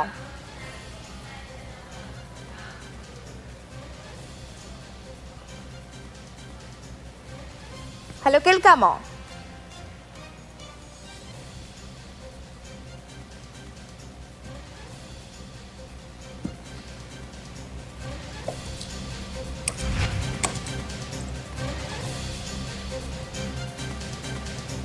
ശ്രീ ജോസ് ലൂയിസ്, കേൾക്കാമോ? എനിക്ക് ക്വസ്റ്റ്യൻ കുറച്ച് കേൾക്കാൻ പറ്റിയില്ലെങ്കിലും പാമ്പുകടി ഏറ്റാൽ ശ്രദ്ധിക്കേണ്ട കാര്യങ്ങൾ. അതെ, നമ്മൾ ഗോൾഡൻ അവറിൽ നമ്മൾ ചെയ്യേണ്ട കാര്യങ്ങളെ കുറിച്ച് ഡോക്ടർ KG താര പറഞ്ഞു. ഇപ്പൊ പാമ്പ് കടി ഏറ്റ് കഴിഞ്ഞാൽ, ഇപ്പൊ ഞാൻ നേരത്തെ സൂചിപ്പിച്ചൊരു കാര്യം, ഈ കുഞ്ഞ് മരിച്ചപ്പം അത് പാമ്പ് കടിച്ചിട്ടാണ് എന്നുള്ളത് തിരിച്ചറിയാൻ ആ ഫാമിലിക്ക് കഴിഞ്ഞില്ല. അവിടെ പ്രാഥമികമായി അത് ഐഡന്റിഫൈ ചെയ്യാൻ കഴിഞ്ഞില്ല എന്നൊരു പ്രശ്നമുണ്ട്. അപ്പൊ ആ ഗോൾഡൻ അവറിൽ നമുക്കത് ഐഡന്റിഫൈ ചെയ്യാൻ കഴിഞ്ഞില്ല. ചില ഡൂസ് ആൻഡ് ഡോൺസ് ഉണ്ടാവില്ലേ, ചെയ്യാൻ പറ്റുന്ന ചെയ്യാൻ പറ്റാത്ത കാര്യങ്ങൾ, അതെന്തൊക്കെയാണ്? തീർച്ചയായിട്ടും പറയാം. ഒന്നാമത്, നമ്മൾ പാമ്പ് കടിച്ചോ എന്നൊരു സംശയം ഉണ്ടായാൽ തന്നെ, അതായത് നമ്മൾ പുറത്തോട്ട് നടന്ന സമയത്തോ അല്ലെങ്കിൽ നമ്മൾ എന്തെങ്കിലും ഒരു സാധനം എടുത്തപ്പോഴോ നമ്മൾ പാമ്പിനെ കണ്ടില്ല, പക്ഷെങ്കിൽ കയ്യിലെന്തോ കുത്തി അല്ലെങ്കിൽ കയ്യിലെന്തോ വരഞ്ഞു എന്നുള്ള ഒരു സംശയം, പാമ്പ് കടിക്കാൻ സാധ്യതയുള്ള ഒരു സ്ഥലത്താണ് നമുക്ക് പാമ്പ് കടിയാണ് എന്ന് നമുക്ക് സംശയം തോന്നിയ ഒരു കാര്യം ഉണ്ടെങ്കിൽ അത് അധികം പാനിക്കാവാതെ, അധികം പരിഭ്രമിക്കാതെ, അത് പാമ്പ് കടിയാണോ എന്ന് ഉറപ്പുവരുത്താനായിട്ട് ഏറ്റവും നല്ല കാര്യം ഒരു ഡോക്ടറുടെ അടുത്തേക്ക് ഒന്ന് പോവുക, ഒരു ആശുപത്രിയിൽ ചെല്ലുക. അവിടെ ചെറിയ ടെസ്റ്റുകളൊക്കെ ഉണ്ട്, ഒരു 20 മിനിറ്റ് ബ്ലഡ് ക്ലോട്ടിംഗ് ടെസ്റ്റ് ഉണ്ട്. അതൊക്കെ നടത്തി കഴിയുമ്പോൾ ഡോക്ടേഴ്സിന് മനസ്സിലാകും പാമ്പ് കടിയാണോ എന്നുള്ളത്. ഈ പലപ്പോഴും സംഭവിക്കുന്ന ഒരു കാര്യം, പാമ്പ് കടിച്ചു എന്നുള്ളത് അറിയാതെ, അതായത് ഇപ്പൊ വെള്ളത്തിലിറങ്ങി നടന്ന ആള് അല്ലെങ്കിൽ പറമ്പിൽ എന്തെങ്കിലും പണി ചെയ്തുകൊണ്ടിരുന്ന ഒരാള്, അവർക്കൊക്കെ പലപ്പോഴും പറയുന്ന കയ്യിൽ എന്തോ കൊണ്ടതായിട്ട് തോന്നി, അല്ലെ കാലയിൽ എന്തോ കൊണ്ടു വരഞ്ഞു, അപ്പം അതൊരു ചെറിയ മുറിവ് അല്ലെങ്കിൽ ഒരു മുള്ളു കൊണ്ടതായിട്ട് തോന്നിയാണ് പലപ്പോഴും ആൾക്കാർ അത് സീരിയസ് ആയിട്ട് എടുക്കാത്തത്. അപ്പൊ അങ്ങനെ ഒരു സംശയമുള്ള ഒരു അവസരത്തില് മറ്റ് പച്ചല മരുന്ന് ചികിത്സകൾ, അല്ലെങ്കിൽ ചില ആൾക്കാർ പറയും നമ്മുടെ കുരുമുളക് എടുത്ത് വായിലിട്ട് കടിച്ചു നോക്കുക, അല്ലെങ്കിൽ വേപ്പിന്റെ ഇല പരട്ടി നോക്കുക, ഇങ്ങനത്തെ പരിപാടികൾക്കൊന്നും പോകാതെ നേരെ കിട്ടുന്ന വാഹനം ഉപയോഗിച്ച്, ഒരു ബൈക്ക് ആണെങ്കിൽ ബൈക്ക്, കാർ ആണെങ്കിൽ അത് ഉപയോഗിച്ച് അടുത്തുള്ള ഹോസ്പിറ്റലിലേക്ക് പോകുക എന്നുള്ളതാണ് നമ്മുടെ ആദ്യത്തെ സ്ട്രാറ്റജി. ഇനി പാമ്പ് കടിച്ചു എന്ന് നമുക്ക് ഉറപ്പുണ്ടെങ്കിൽ, മുമ്പ് സംസാരിച്ച ആൾ പറഞ്ഞു, പരിഭ്രമിക്കാതിരിക്കുക എന്ന് പറയുന്നത് വളരെ അത്യാവശ്യമുള്ള ഒരു കാര്യമാണ്. നമ്മൾ ചുറ്റും കൂടി നിൽക്കുന്ന ആൾക്കാർ ഇദ്ദേഹത്തെ പേടിപ്പിക്കാതിരിക്കുക, പാമ്പ് കടിച്ചെങ്കിൽ നമുക്ക് ചികിത്സിക്കാവുന്നതാണ്. ഫസ്റ്റ് എയ്ഡ്, അതായത് പ്രാഥമിക ശുശ്രൂഷകളിൽ ഏറ്റവും പ്രധാനം എന്ന് പറയുന്നത് കടിച്ച ഭാഗം അധികം അനക്കാതെ അതിനെ ഇമ്മൊബിലൈസ് ചെയ്യുക എന്ന് പറയുന്ന ഒരു പരിപാടിയാണ്. അത് പല സ്കൂൾ ഓഫ് തോട്ട്സ് ഉണ്ട്, എങ്കിലും ഇമ്മൊബിലൈസ് ചെയ്യുന്നത് നമ്മുടെ കേരളത്തിലെ ന്യൂറോടോക്സിക് വനമുള്ള ക്രേറ്റ്, കോബ്ര, ഇങ്ങനെയുള്ള കാര്യങ്ങൾ വളരെ ഫലപ്രദമാണ്. ആ കടിച്ച ഭാഗം ഒന്ന് ഇമ്മൊബിലൈസ് ചെയ്ത്, അതായത് ആ കൈയാണോ കാലാണോ അത് അധികം അനങ്ങിയാലാത്ത രീതിയിൽ ഒരു തുണി കൊണ്ടോ അല്ലെങ്കിൽ അതുപോലെയുള്ള എന്തെങ്കിലും സാധനം കൊണ്ട് ചുറ്റിക്കെട്ടി അയാളെ ഹോസ്പിറ്റലിലേക്ക് എത്തിക്കുക, അങ്ങോട്ട് കൊണ്ടുപോകുക എന്നുള്ളതാണ്. ചെയ്യരുതാത്ത കാര്യങ്ങൾ എന്ന് പറയുന്നത് കടിച്ച ഭാഗത്ത് സോപ്പ് ഉപയോഗിച്ച് കഴുകുക, അല്ലെങ്കിൽ അത് മുറിച്ച് അതിൽ നിന്ന് ബ്ലഡ് ഒഴുക്കി കളയാൻ നോക്കുക. ഇങ്ങനെയുള്ള കാര്യങ്ങളൊന്നും ഒരു കാരണവശാലും ചെയ്യരുത്. കാരണം ഇങ്ങനെയുള്ള കാര്യങ്ങൾ ചെയ്യുന്നതോടുകൂടി ഒന്ന് ഈ വെനം നമ്മുടെ ശരീരത്തിലേക്ക് ഇഞ്ചക്ട് ചെയ്തിരിക്കുന്ന ഈ വെനം നമ്മുടെ സർക്കുലേറ്ററി സിസ്റ്റത്തിലേക്ക് കയറി ചെല്ലാനായിട്ട് നമ്മൾ തന്നെ ഒരു വഴി ഉണ്ടാക്കി കൊടുക്കുകയാണ്. പാമ്പ് കടിച്ച ഭാഗം ഒരു കാരണവശാലും കഴുകേണ്ട ആവശ്യമില്ല എന്നുള്ളതാണ് എൻ്റെ അഭിപ്രായം. ഡോക്ടേഴ്സ് ഉണ്ട്, അവർ അതിനെപ്പറ്റി കൂടുതലായിട്ട് സംസാരിക്കും. പാമ്പ് കടിച്ച ഭാഗം കഴുകുകയോ അല്ലെങ്കിൽ അവിടെ നമ്മൾ മസാജ് ചെയ്യുന്ന രീതിയിൽ ചെയ്തു കഴിഞ്ഞാൽ വെനം കൂടുതൽ അകത്തേക്ക് പ്രവേശിക്കാൻ സാധ്യതയുണ്ട്. പിന്നെ ഹോസ്പിറ്റലിൽ ചെന്ന് കഴിയുമ്പോൾ, ഇപ്പൊ ഈ കഴിഞ്ഞ ദിവസത്തെ കേസിന്റെ അകത്ത് സംഭവിച്ചിരിക്കുന്നത് അതൊരു വളരെ ക്ലാസിക്, വളരെ നിർഭാഗ്യകരമായ ഒരു സംഭവമാണ്. കാരണം കുട്ടികളുള്ള ആർക്കും മനസ്സിലാകാവുന്ന ഒരു വിഷമമാണ് നമ്മൾ കണ്ടത്, ആ ഒരു പിതാവിന്റെയും മാതാവിന്റെയും വിഷമങ്ങളൊക്കെ. കാരണം രാത്രി കിടന്നുറങ്ങിയ കുട്ടികൾ രണ്ടുപേരും പാമ്പ് കടിച്ച് ആശുപത്രിയിലേക്ക് കൊണ്ടുപോകുക, അതിലൊരാൾ മരിക്കുക, മറ്റേയാളുടെ മരണത്തോട് മല്ലിട്ട് കിടക്കുക, ഇതൊക്കെ നമുക്ക് താങ്ങാവുന്നതിൽ അപ്പുറമുള്ള ഒരു കാര്യമാണ്. ഇങ്ങനെയുള്ള അവസരങ്ങളിൽ നമുക്ക് അവിടെ പറ്റിയ പ്രശ്നം എന്താണെന്ന് വെച്ചാൽ, ഒന്ന്, ആ കുട്ടികൾ നിലത്താണ് കിടന്നുറങ്ങിയത്. ദയവ് ചെയ്ത് നിലത്ത് കിടന്നുറങ്ങാതിരിക്കുക, കട്ടിലിൽ കിടന്നുറങ്ങും. കാരണം നിലത്ത് കിടന്നുറങ്ങുമ്പോഴാണ് പലപ്പോഴും ചെറിയ ചെറിയ പാമ്പുകൾ, ഈ ക്രേറ്റിന്റെ കുഞ്ഞുങ്ങളാണെങ്കിലും അല്ല അണലിയുടെ കുഞ്ഞുങ്ങളാണെങ്കിലും, ഇതൊക്കെ നമ്മുടെ വീടിന്റെ നിലത്തൂടെയൊക്കെ ഇഴഞ്ഞ് നടക്കുന്നുണ്ടെങ്കിൽ അത് നമ്മുടെ പുതപ്പിനടുത്ത് വരാനായിട്ടും അതിനൊക്കെ ഒത്തിരി സയന്റിഫിക് റീസൺസ് ഉണ്ട്, അതിലേക്കൊന്നും ഞാൻ പോകുന്നില്ല. അപ്പൊ നിലത്ത് കഴിവത്ര കിടന്നുറങ്ങാതിരിക്കുക. ഇനി അഥവാ നിലത്ത് കിടന്നുറങ്ങുകയാണെങ്കിൽ അപ്പോൾ നമ്മളൊരു മോസ്കിറ്റോ നെറ്റോ അല്ല അങ്ങനെയുള്ള എന്തെങ്കിലും ഒരു സാധനം ഉപയോഗിച്ച് ഒരു ചെറിയ ബാരിയർ ഉണ്ടാക്കുക. ഈ പാമ്പെന്ന് പറയുന്ന ജീവി എല്ലാ ദിവസവും വൈകിട്ട് എഴുന്നേറ്റ് ഇന്ന് രാത്രിയിൽ ഒരു മനുഷ്യനെ കടിക്കണം എന്നുള്ള ഒരു ഉത്തമ വിശ്വാസത്തോടെ ഒന്നും അല്ല വരുന്നത്. അതൊരു ആക്സിഡന്റൽ ആയിട്ടാണ് ഒരു പാമ്പ് കടി സംഭവിക്കുന്നത്. അപ്പൊ ഈ പാമ്പ് നമ്മളുമായിട്ടൊരു കോണ്ടാക്ട് ഉണ്ടാക്കാതിരിക്കാനായിട്ട് നിലത്ത് കിടന്നുറങ്ങാതിരിക്കുക എന്നുള്ളതാണ് ഒരു പ്രത്യേക കാര്യം. ഇനി ഇങ്ങനെ ഒരു സിറ്റുവേഷനിൽ ഹോസ്പിറ്റലിലേക്ക് കൊണ്ടുചെല്ലുമ്പോൾ പറയുക, ഇങ്ങനെ നിലത്ത് കിടന്നുറങ്ങിയായിരുന്നു, അല്ലെങ്കിൽ അങ്ങനെ ഒരു സംഭവം ഉണ്ടായിരുന്നു, ഇങ്ങനെയുള്ള കാര്യങ്ങളാണ് അവിടെ പറയേണ്ടത്. പലപ്പോഴും ഇതൊക്കെ നമ്മൾ ഒമിറ്റ് ചെയ്യും, നമുക്ക് ചിന്തിക്കാൻ പറ്റിയല്ലോ. ഒരു ആക്സിഡന്റ്, എല്ലാ കാര്യങ്ങളും കൃത്യമായിട്ട് ഓർത്തെടുത്ത് അത് ഹോസ്പിറ്റലിൽ പറയാനായിട്ട് പറ്റാതെ വരും. അപ്പം അങ്ങനെയുള്ള കാര്യങ്ങളാണ് നമ്മൾ ഹോസ്പിറ്റലിൽ ചെല്ലുമ്പോൾ പറയേണ്ടത്. അത് ഇപ്പം ഭക്ഷ്യവിഷബാധയാണോ എന്ന് അവർക്ക് തോന്നിപ്പോയതിനും കാരണങ്ങളുണ്ട്. കാരണം ക്രേറ്റ് ബൈറ്റിന്റെ കേസിൽ പല വിക്ടിംസും സ്നേക്ക് ബൈറ്റ് സർവൈവ് ചെയ്തിരിക്കുന്ന പല ആൾക്കാരും സംസാരിച്ചിരിക്കുന്ന ഒരു കാര്യമാണ്, അവരുടെ ആദ്യത്തെ സിംറ്റം എന്ന് പറയുന്നത് ഒരു ചെറിയ വയറുവേദനയാണ്. അടിവയറ്റിൽ ഒരു ചെറിയ വേദന തുടങ്ങുന്നു, അതിനുശേഷം തൊണ്ടയ്ക്കൊരു വേദന, പിന്നെ ഒരു ആകപ്പാടെ ഒരു അസ്വസ്ഥത, പിന്നീടാണ് ശ്വാസം എടുക്കാൻ ബുദ്ധിമുട്ടൊക്കെ വരുന്നത്. അപ്പം ഈ പല എക്സ്പീരിയൻസ്ഡ് ആയിട്ടുള്ള ഡോക്ടേഴ്സ്, എനിക്ക് ഡോക്ടർ ജയ്ദീപ് മേനോൻ ഇവിടെ ഉണ്ടെന്നാണ് തോന്നുന്നത്, അങ്ങനത്തെ ഡോക്ടേഴ്സ് പലപ്പോഴും പറയാറുണ്ട്, ഇങ്ങനെയുള്ള സിംറ്റംസുമായിട്ട് വരുന്ന ആൾക്കാരോട് അവർ ചോദിക്കുന്ന ഒരു ചോദ്യം, നിലത്ത് കിടന്നുറങ്ങിയിരുന്നോ, ശരീരത്തിൽ എവിടെയെങ്കിലും എന്തെങ്കിലും കടിച്ചതായിട്ടുള്ളത് കണ്ടിട്ടുണ്ടോ എന്നുള്ള കാര്യങ്ങളാണ് ചോദിക്കുന്നത്. അപ്പൊ രണ്ട് സൈഡിലും, പേഷ്യന്റിന്റെ സൈഡിലും ഡോക്ടറിന്റെ സൈഡിലും ഇങ്ങനെ രാത്രിയിൽ വരുന്ന ചില കേസുകളിൽ ഒരു പ്രത്യേക ശ്രദ്ധയുടെ ആവശ്യമുണ്ട്. അങ്ങനെയാകുമ്പോൾ നമുക്ക് ഇതിന്റെ ഒരു കുറച്ചുകൂടെ നമുക്കൊരു എഫക്റ്റീവായിട്ട് ഇതിനെ റെസ്പോണ്ട് ചെയ്യാൻ സാധിക്കുമെന്നാണ് എനിക്ക് തോന്നുന്നത്. പാമ്പ് കടി ഏറ്റവും കൂടുതൽ ഒരു പ്രശ്നം വരുന്നത്, പലരുടെ ഒരു വിചാരം പാമ്പ് കടിച്ചു കഴിയുമ്പോൾ ഈ 2 പല്ലിന്റെ മാർക്ക് കാണും, 2 പല്ലിന്റെ മാർക്ക് ഉണ്ടെങ്കിൽ അത് വിഷമുള്ള പാമ്പാണ്, അല്ലെങ്കിൽ ഒരു പല്ലുണ്ടെങ്കിൽ വിഷമില്ലാത്ത പാമ്പാണ്. ഇതൊന്നും നോക്കേണ്ട ആവശ്യമില്ല. പാമ്പ് കടിച്ചെന്ന് നിങ്ങൾക്ക് സംശയം തോന്നുന്നുണ്ടെങ്കിൽ പരിഭ്രമിക്കാതെ ആരെങ്കിലും അടുത്തുള്ള ആരെങ്കിലും വിവരം അറിയിച്ച് അടുത്തുള്ള ഹോസ്പിറ്റലിൽ ഒരു മെഡിക്കൽ എക്സ്പെർട്ടിന്റെ അടുത്ത് എത്തിച്ചെല്ലുക. അതിന് നമുക്ക് ആംബുലൻസിന്റെ സൗകര്യങ്ങളുണ്ട്, മറ്റു സൗകര്യങ്ങൾ ഉപയോഗിക്കാം. അതാണ് നിങ്ങൾ ചെയ്യേണ്ടത്. പരിഭ്രമിക്കാതിരിക്കുക, ഇമ്മൊബിലൈസ് ചെയ്യുക, ഹോസ്പിറ്റലിൽ എത്തിച്ചേരുക. ഇത്രയും ചെയ്തു കഴിഞ്ഞാൽ ഒരു നല്ല ശതമാനം കേസുകളിലും നമ്മുടെ ഡോക്ടേഴ്സും നമ്മുടെ ഹോസ്പിറ്റൽസും നിങ്ങളെ തീർച്ചയായിട്ടും ഒരു പാമ്പ് കടിയിൽ നിന്ന് വേണ്ട ചികിത്സ നൽകി രക്ഷപ്പെടുത്തുന്നുണ്ട്. ശരി, ഡോക്ടർ KG താര, ഇപ്പം നമ്മൾ കേരളത്തിൻ്റെ ഒരു ചരിത്രം നോക്കുകയാണെങ്കിൽ ഒരു പ്രതിസന്ധി ഉണ്ടാകുമ്പോഴാണ് അതിൽ നിന്ന് കരകയറാനുള്ള പരിഹാര മാർഗ്ഗങ്ങൾ, ഇപ്പം നമുക്ക് പരിചിതമല്ലാത്ത പ്രളയം വന്നു, അപ്പോൾ അതിനെ അതിജീവിക്കാനുള്ള ശ്രമങ്ങൾ നമ്മൾ തുടങ്ങി. ഇപ്പോൾ കുട്ടനാടിലൊക്കെ നമ്മൾ കണ്ടിട്ടുണ്ട്, അവിടെയുള്ള ഈ വെള്ളക്കെട്ടിനെയൊക്കെ അതിജീവിക്കാനുള്ള പുതിയ വീട് നിർമ്മാണ രീതികൾ നമ്മൾ കണ്ടിട്ടുണ്ട്. അങ്ങനെ പല രീതിയിൽ നമ്മൾ ഒരു പ്രതിസന്ധി വരുമ്പോൾ അതിനെ അതിജീവിക്കാനുള്ള വഴികൾ നമ്മുടെ സംസ്ഥാനം കണ്ടെത്താറുണ്ട്. ഇപ്പം ചൂട് കാലം, ഇത്രയും കാലം നമ്മൾ ചൂടിനെ മാത്രം പേടിച്ചാൽ മതി. ഇപ്പോൾ ചൂട് കാലത്ത് ഇറങ്ങുന്ന വീടിനകത്തേക്ക് കയറുന്ന പാമ്പിനെ കൂടി നമ്മൾ പ്രതിരോധിക്കാനുള്ള മാർഗങ്ങൾ കണ്ടെത്തേണ്ട കാലമാണ് ഇനി വരുന്നത്, ഇനി അങ്ങോട്ടുള്ള സമയം. അതെ, അതിന് നമ്മൾ ചെയ്യേണ്ടത് എന്താണെന്ന് വെച്ച് കഴിഞ്ഞാൽ, നമ്മൾ ഈ ദുരന്ത നിവാരണം എന്ന് പറയുന്നത് തന്നെ ദുരന്തങ്ങളെ തടയാൻ പറ്റുന്ന ദുരന്തങ്ങളെ നമ്മൾ തടയുകയും തടയാൻ പറ്റാത്ത ദുരന്തങ്ങൾ ഉണ്ടെങ്കിൽ അതിനെ ലഘൂകരിക്കുകയും ചെയ്യുക എന്നുള്ളതാണ്. ഇപ്പോൾ പാമ്പ് കയറാതെ ഉള്ള ഒരു രീതി നമുക്ക് അവലംബിക്കാൻ വളരെ ബുദ്ധിമുട്ടാണ്. അപ്പോൾ എന്ന് വെച്ചാൽ ഇതെല്ലാം പ്രകൃതിയുടെ ഭാഗങ്ങളാണ്. നമ്മൾ കരുതലോടെ ഇരിക്കുക എന്നുള്ളതാണ് അതിനകത്ത് നമുക്ക് ചെയ്യാൻ പറ്റുന്ന കാര്യം. നമ്മളിപ്പോൾ ഈ പറഞ്ഞു വരുന്ന കാര്യങ്ങളെല്ലാം ഈ മനുഷ്യനെ മാത്രം ശ്രദ്ധാകേന്ദ്രമാക്കി കൊണ്ടുവരുന്ന കാര്യങ്ങളാണ് നമ്മൾ ഈ പറയുന്നത്. വാസ്തവത്തിൽ നമ്മുടെ വീട്ടിലുള്ള വളർത്തു മൃഗങ്ങൾ, അവരുടെ കാര്യം കൂടി നമ്മൾ ഈ സമയത്ത് പറഞ്ഞു പോകേണ്ടതുണ്ട്. നമ്മളുടെ ഈ ചർച്ചകളിൽ എനിക്ക് തോന്നുന്ന ആനിമൽ ഹസ്ബൻഡറിയിലെ മൃഗസംരക്ഷണ വകുപ്പിലെ ഈ അറിവുള്ള ആളുകൾ കൂടി പങ്കെടുത്താൽ ആ ഭാഗം കൂടി നമുക്ക് കേൾക്കാനായിട്ട് സാധിക്കും. ഇപ്പോൾ ഈ കന്നുകാലികൾ, ആടുമാടുകൾ, ചെറിയ ആടുകളെ വെച്ച് പരിപാലിച്ച് ജീവിതം കൊണ്ടുപോകുന്ന ആളുകൾ ധാരാളമുണ്ട്. കോഴികളെ വളർത്തുന്ന ആളുകളുണ്ട്. അപ്പോൾ ഇവയ്ക്കും ഈ ചൂട് ബാധകമാണ്. നമ്മളിപ്പോഴും ഈ ചൂടെന്ന് പറയുമ്പോൾ പാമ്പിനെ മാത്രം നമ്മൾ പറഞ്ഞ് അങ്ങനെ പോവുകയാണ്. വാസ്തവത്തിൽ ഇപ്പോൾ ഉള്ള ചൂട് മനുഷ്യന് താങ്ങാൻ പറ്റാത്ത അതുപോലെ തന്നെ ഈ മൃഗങ്ങൾക്കും താങ്ങാൻ പറ്റില്ല. അപ്പോൾ ഈ കന്നുകാലികളുടെ ഷെഡ്, അവർ താമസിക്കുന്ന ആ പുര, അത് ഒരു 10 അടിയെങ്കിലും അതിൻ്റെ റൂഫിന് പൊക്കം വേണം. അതിന് വെള്ളം ഒരു 100 ലിറ്ററെങ്കിലും വെള്ളം ഇവർക്ക് വെച്ചു കൊടുക്കണം.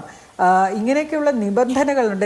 ഈ പല രാജ്യങ്ങളിലും, അതായത് നമ്മളെപ്പോലെയുള്ള വികസ്വര രാഷ്ട്രങ്ങൾ, ഒരുപാട് അങ്ങോട്ട് വലിയ സമ്പദ് വ്യവസ്ഥയുള്ള രാജ്യങ്ങളല്ല, അല്ലാത്ത രാജ്യങ്ങളിൽ അവർ ചെയ്യുന്നതെന്ന് വെച്ച് കഴിഞ്ഞാൽ 2 ഡബിൾ റൂഫുള്ള ഷെഡുകൾ വയ്ക്കുക.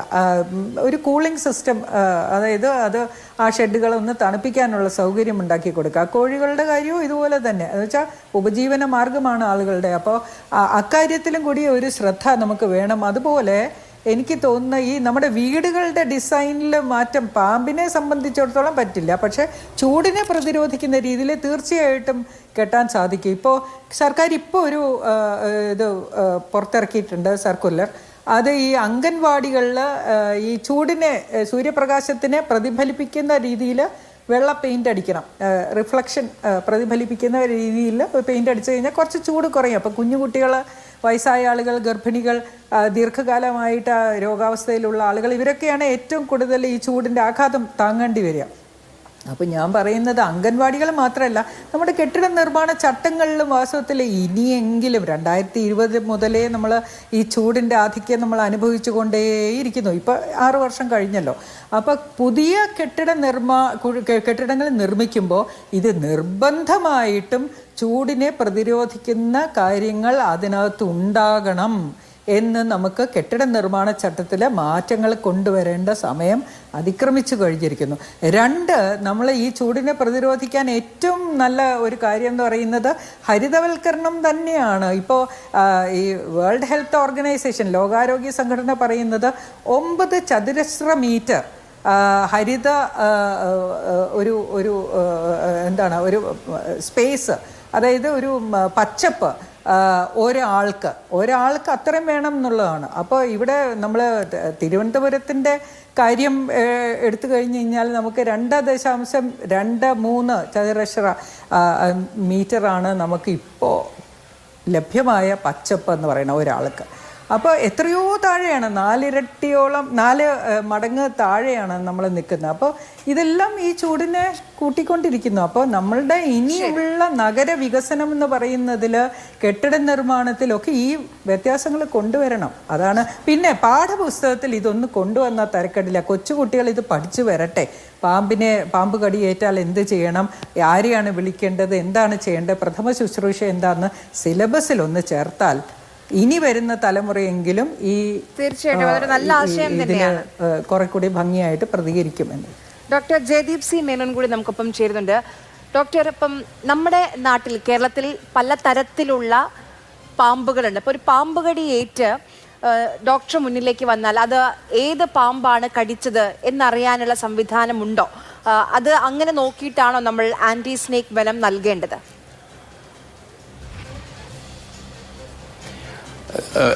ഈ പാമ്പ് കടി ഏറ്റു വന്നാൽ ഈ രോഗലക്ഷണങ്ങൾ വെച്ചിട്ടാണ് നമ്മൾ പറയാറ് ഏത് തരം പാമ്പാണെന്ന്. പാമ്പ് ഇപ്പം 2 തരത്തിലാണ് നമ്മൾ വിഭാഗിക്കുക. ഒന്ന് എലാപ്പിഡിൽ കോബ്ര, ക്രേറ്റും ഉൾപ്പെടും. കോബ്ര അഥവാ മൂർഖൻ, ശംഖുവര്യൻ അല്ലെങ്കിൽ ശംഖുവര്യനാണ് നമ്മൾ, ക്രേറ്റിനെയാണ് നമ്മൾ ശംഖുവര്യൻ എന്ന് പറയുക. ഈ 2 പാമ്പുകൾ കടിച്ചാൽ ന്യൂറോ പാരാലിസിസ് ആയിട്ടാണ് ലക്ഷണമായിട്ട് കാണുക.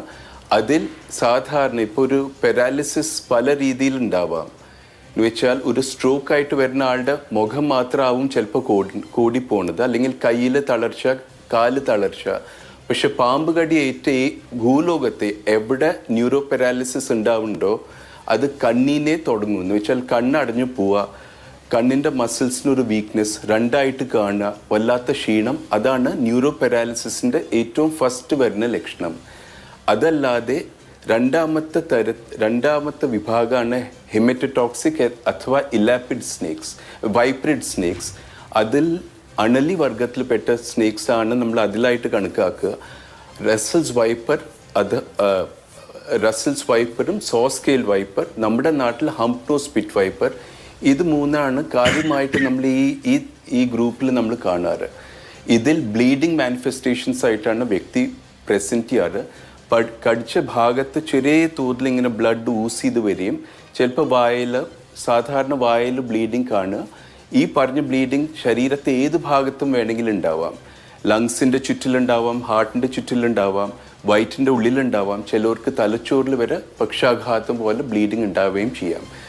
പക്ഷേ വ്യക്തി പാമ്പ് കടി ഏറ്റു വരുമ്പം നമ്മൾ ഓർക്കേണ്ടത് 70 മുതൽ 80% പാമ്പ് കടി ഏറ്റു വരുന്നവർ ഒന്നെങ്കിൽ നോൺ പോയ്സണസ്, നോൺ വെനമസ് സ്പീസീസിനാവാം, അല്ലെങ്കിൽ വെനമസ് സ്പീസീസ് ആയിട്ട് വന്നവരും ചിലപ്പോൾ ഡ്രൈ ബൈറ്റ്സ് ആയിട്ടാവാം. പ്രത്യേകിച്ച് മൂർഖൻ, കോബ്ര ബൈറ്റ് ആയിട്ട് വരുന്ന ഒരു ശരാശരി 50% വ്യക്തികളിൽ കോബ്ര വെനം കുത്തില്ല, എന്ന് വെച്ചാൽ ഇഞ്ചക്റ്റ് ചെയ്യില്ല. നമ്മൾ അവരുടെ നാച്ചുറൽ പ്രിയ അല്ലാത്ത സ്ഥിതിക്ക് അവർ പേടിപ്പിക്കാനായിട്ട് കടിക്കും, പക്ഷെ വെനം ഇഞ്ചക്റ്റ് ചെയ്യാറില്ല. നമ്മൾ ഓർക്കേണ്ടത് ഈ വെനം പാമ്പിനായിട്ട് വളരെ പ്രഷ്യസ് ആണ്. അതിൻ്റെ പാമ്പ് കോൾഡ് ബ്ലഡഡ് ആയതിനാൽ ബോഡി മെറ്റബോളിസത്തിൻ്റെ എനർജി ലെവൽസ് വളരെയധികം അത് ഉപയോഗപ്പെടുത്തുന്നു വെനത്തിൻ്റെ സിന്തസിസിൽ. അപ്പം അത് വെറുതെ അത് കളയാൻ ശ്രമിക്കാറില്ല. ഞാൻ വീണ്ടും നിങ്ങൾ ചോദിച്ച ചോദ്യത്തിലേക്ക് തിരിച്ചു വരട്ടെ. പാമ്പ് കടിയായിട്ട് വന്നാൽ വ്യക്തി അത് വിഷം കുത്തിയ പാമ്പാണോ, കുത്തിയുണ്ടോ ഇല്ലയോ എന്നാണ് നമ്മൾ ഫസ്റ്റ് മനസ്സിലാക്കേണ്ടത്. അത് സാധാരണ ലോക്കൽ സൈൻസ് ആൻഡ് സിംറ്റംസ് എന്ന് വെച്ചാൽ കടിച്ച ഭാഗത്ത് കയ്യോ കാലിലാണെങ്കിൽ ചീർമത, വീർപ്പ്, വേദന ഉണ്ടാവാം. പക്ഷെ ഇതിൽ വീണ്ടും പറഞ്ഞെടുക്കേണ്ട കാര്യം ഇതാണ്, ക്രേറ്റ് കടിച്ചാൽ, ശംഖുവര്യൻ കടിച്ചാൽ ചിലപ്പോൾ ആ ലോക്കൽ സൈൻസ് ഒന്നും തന്നെ ഉണ്ടാവില്ല. ഒരു പാമ്പ് കടിച്ച മാർക്ക് വരെ ഉണ്ടാവില്ല, മറ്റേ കൊടകരയിലുണ്ടായ കുട്ടിക്ക് ഉണ്ടായ പോലെ. അങ്ങനെ വന്നാൽ അത് പാമ്പ് കടി ആണ് എന്ന് സ്ഥിരീകരിക്കാൻ പാടാണ്. വ്യക്തിയെ നമ്മൾ ഹോസ്പിറ്റലിലേക്ക് കൊണ്ടുവരികയും ഫസ്റ്റ് എയ്ഡ് കൊടുക്കുകയും അതിൻ്റെ കൂടെ നമ്മൾ ആങ്സൈറ്റി അല്ലേ ചെയ്യുക, എന്ന് വെച്ചാൽ പേടിക്കാതിരിക്കുക. 80% വിഷം ഉണ്ടാവില്ല എന്ന് പറയുമ്പോൾ തന്നെ കുറേ പേര് ശാന്തമാവും. നമ്മൾ ഒബ്സർവ് ചെയ്യുക, ന്യൂറോടോക്സിക് സിംറ്റംസിനായിട്ട് കണ്ണടഞ്ഞു പോകണ്ടോ, ശരീരത്തിന് ക്ഷീണം ഉണ്ടോ ഇല്ലയോ, അത് നമ്മൾ ഒബ്സർവ് ചെയ്ത് നോക്കുക.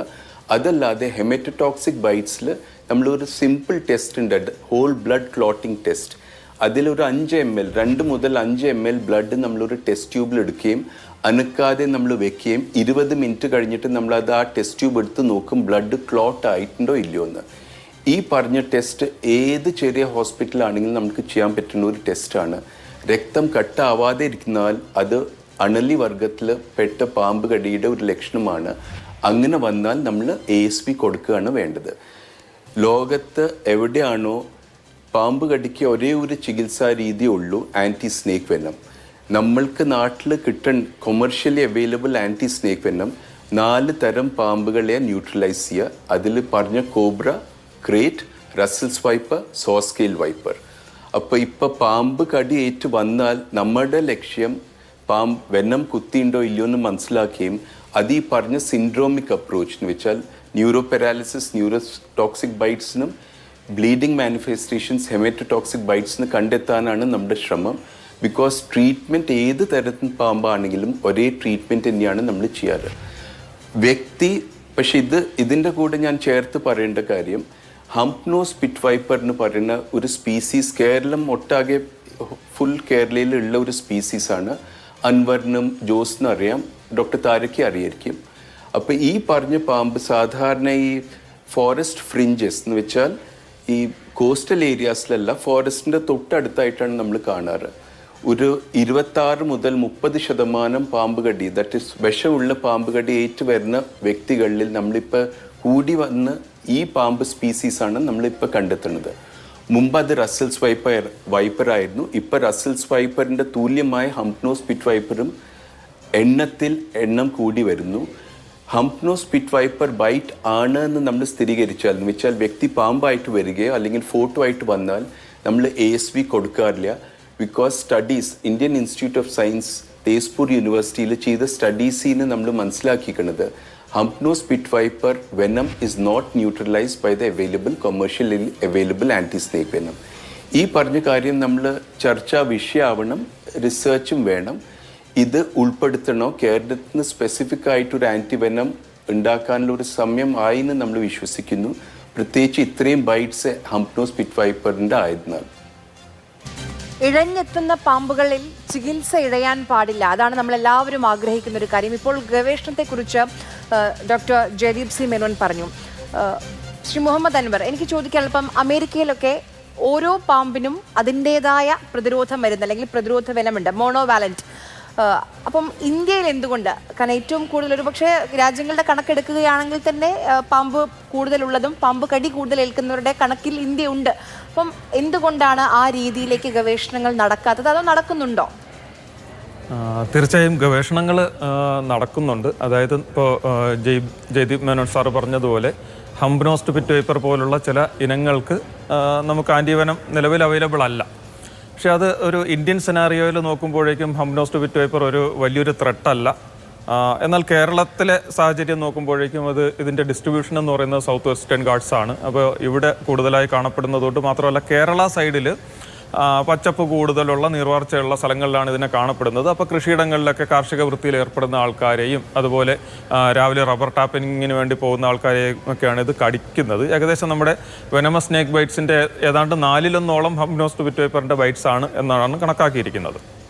അപ്പോൾ നമ്മൾ ഇന്ത്യൻ ഇൻസ്റ്റിറ്റ്യൂട്ട് ഓഫ് സയൻസ് ബാംഗ്ലൂരിൽ ഒരു എവല്യൂഷണറി വെനമിക്സ് ലാബുണ്ട്. അവിടെ ഹംപ്നോസ് പിറ്റ് വൈപ്പറിൻ്റെ ആൻറ്റിവെനം ഡെവലപ്പ് ചെയ്യുന്നതിനുള്ള സ്റ്റഡീസ് നടക്കുന്നുണ്ട്. കേരള ഫോറസ്റ്റ് ഡിപ്പാർട്ട്മെൻറ്റ് അതിന് പരമാവധി സപ്പോർട്ട് ചെയ്യുന്നുണ്ട്. അത് അതായത് monovalent antivenom four ഹംപ്നോസ് pit wiper എന്നുള്ള രീതിയിലോ അതല്ലെങ്കിൽ നമുക്കൊരു മറ്റ് 2 പിറ്റ് വൈപ്പേഴ്സും കൂടെ ഉണ്ട്. അതായത് മലബാർ പിറ്റ് വൈപ്പർ അതുപോലെ ബാംബു പിറ്റ് വൈപ്പർ, അങ്ങനെയുള്ള 2-3 പിറ്റ് വൈപ്പേഴ്സും കൂടെ ഉണ്ട്. അതിനും കൂടെ നമുക്ക് പൊതുവായിട്ട് ഉപയോഗിക്കാൻ സാധിക്കുന്ന പോളിവാലൻ്റ് ആൻറ്റിവെനം ഫോർ പിറ്റ് വൈപ്പേഴ്സ് എന്നുള്ള നിലയിലോ ഡെവലപ്പ് ചെയ്യാൻ വേണ്ടിയിട്ടുള്ള ശ്രമങ്ങളാണ് നടന്നുകൊണ്ടിരിക്കുന്നത്. അപ്പോൾ അത്തരം ശ്രമങ്ങളൊക്കെ നടക്കുന്നുണ്ട്.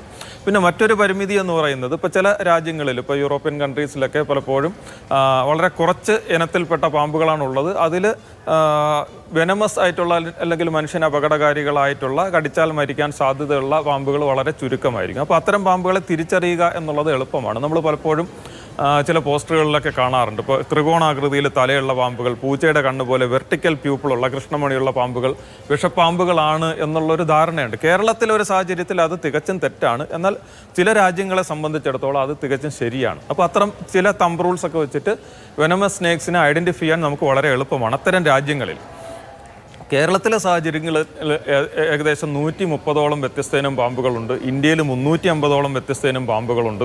അതിൽ തന്നെ ലുക്കലൈക്സ് ഒരുപാടുണ്ട്. പാമ്പുകളുടെ ഐഡിയ എന്ന് പറഞ്ഞാൽ വളരെ വളരെ കൺഫ്യൂസിംഗ് ആണ്. ഇപ്പോൾ ഒത്തിരി ഇനത്തിൽപ്പെട്ട പക്ഷികൾ 550-ൽ പരം പക്ഷികൾ കേരളത്തിലുണ്ടെങ്കിലും ഈ പക്ഷികളെ എല്ലാം തിരിച്ചറിയാൻ പറ്റുന്ന ഒരുപാട് ആൾക്കാർ കേരളത്തിലുണ്ട്. പക്ഷേ 130ഓളം മാത്രം ഇനത്തിൽപ്പെട്ട പാമ്പുകളുടെ അതിൻ്റെ ജുവനൈൽസ്, അതിൻ്റെ സബ് അഡൾട്ട്സ്, അതിൻ്റെ അതിൻ്റെ അഡൾട്ട്സ്, അതിൻ്റെ പലതരത്തിലുള്ള കളർ മോർഫുകൾ, ലുക്കലൈക്സ്, ഇതിനെയൊക്കെ വളരെ കൃത്യമായിട്ട് തിരിച്ചറിയാൻ സാധിക്കുന്ന വളരെ വളരെ ചുരുക്കം ആൾക്കാർ മാത്രമാണ് കേരളത്തിലുള്ളൂ. അപ്പോൾ ഈ ഐഡിയയിൽ എപ്പോഴും കൺഫ്യൂഷൻസ് ഉണ്ടാകുന്നത് കാരണം മോണോവാലൻ്റ് ആൻറ്റിവെനം നമ്മൾ ഡെവലപ്പ് ചെയ്താൽ പോലും അത് കൃത്യമായിട്ട് അഡ്മിനിസ്റ്റർ ചെയ്യാനുള്ള പരിമിതികൾ കേരളത്തിലെ സാഹചര്യത്തിൽ ഉണ്ട് എന്നുള്ളതാണ്. ശരി, ഡോക്ടർ ജയദീപ് സി മേനോൻ, ഇപ്പോൾ ആൻറ്റിവെനത്തെക്കുറിച്ച് നമ്മൾ കുറേ സംസാരിച്ചു. ശരിക്കും പലതരത്തിലുള്ള അഭ്യൂഹങ്ങളുണ്ട്. അതുകൊണ്ട് ചോദിക്കുകയാണ് ഒരു വ്യക്തതയ്ക്ക് വേണ്ടിയിട്ട്, ശരിക്കും ഈ ആൻറ്റി സ്നേക്ക് വെനം എങ്ങനെയാണ് ഉണ്ടാക്കുന്നത്? നമ്മൾക്ക് commercially available anti snake venom ഒരേ ഒരു സോഴ്സിനേ ഉള്ളൂ. അത് ഈക്വൈൻസിൽ ഉൾപ്പെടുന്നത് ഹോർസസ് ഉണ്ട്, പോണി ഉണ്ട്, മ്യൂൾസ് ഉണ്ട്, ഡോങ്കീസ് ഉണ്ട്. അപ്പോൾ ഈ വിഷത്തിൻ്റെ ഒരു അംശം ഈ പറഞ്ഞ 4 തരം സ്നേക്സിൻ്റെ വിഷം എടുത്ത് നമ്മൾ ഇഞ്ചെക്റ്റ് ചെയ്യാണ് ചെയ്യുക. ഇഞ്ചെക്റ്റ് ചെയ്തതിൻ്റെ 4 മുതൽ 6 ആഴ്ച കഴിഞ്ഞിട്ട് ഈ വിഷം എന്ന് വെച്ചാൽ ഈ സ്നേക്ക് വെനം എന്ന് വെച്ചാൽ അതൊരു പ്രോട്ടീനാണ്. ശരീരത്തിൽ ഫോറിൻ പ്രോട്ടീൻസ് നമ്മൾ ഇഞ്ചെക്റ്റ് ചെയ്യുമ്പോൾ അതിൻ്റെ ഒരു ആൻറ്റിബോഡി റെസ്പോൺസ് ഉണ്ടാവും. 4 മുതൽ 6 ആഴ്ച കഴിയുമ്പം ആ ഹോർസിൻ്റെ കുതിരയുടെ രക്തം വലിച്ചെടുക്കുകയും അതിൽ നിന്ന് പ്യൂരിഫൈ ചെയ്തിട്ടാണ് നമ്മൾ ഈ ആൻറ്റിബോഡീസ് ഉണ്ടാക്കുന്നത്. ഈ പറഞ്ഞ ടെക്നീക്ക് ഇപ്പോൾ ഒരു 120 വർഷം പഴക്കമുള്ളതാണ്. 1890s സ്റ്റാർട്ട് ചെയ്ത സിസ്റ്റമാണിത്. കുറച്ചൊക്കെ പ്യൂരിഫിക്കേഷൻ മെത്തഡോളജിയിൽ ചില മാറ്റങ്ങൾ ഉണ്ടെന്നല്ലാതെ ബേസിക് ടെക്നീക്കിൽ വ്യത്യാസം വന്നിട്ടില്ല.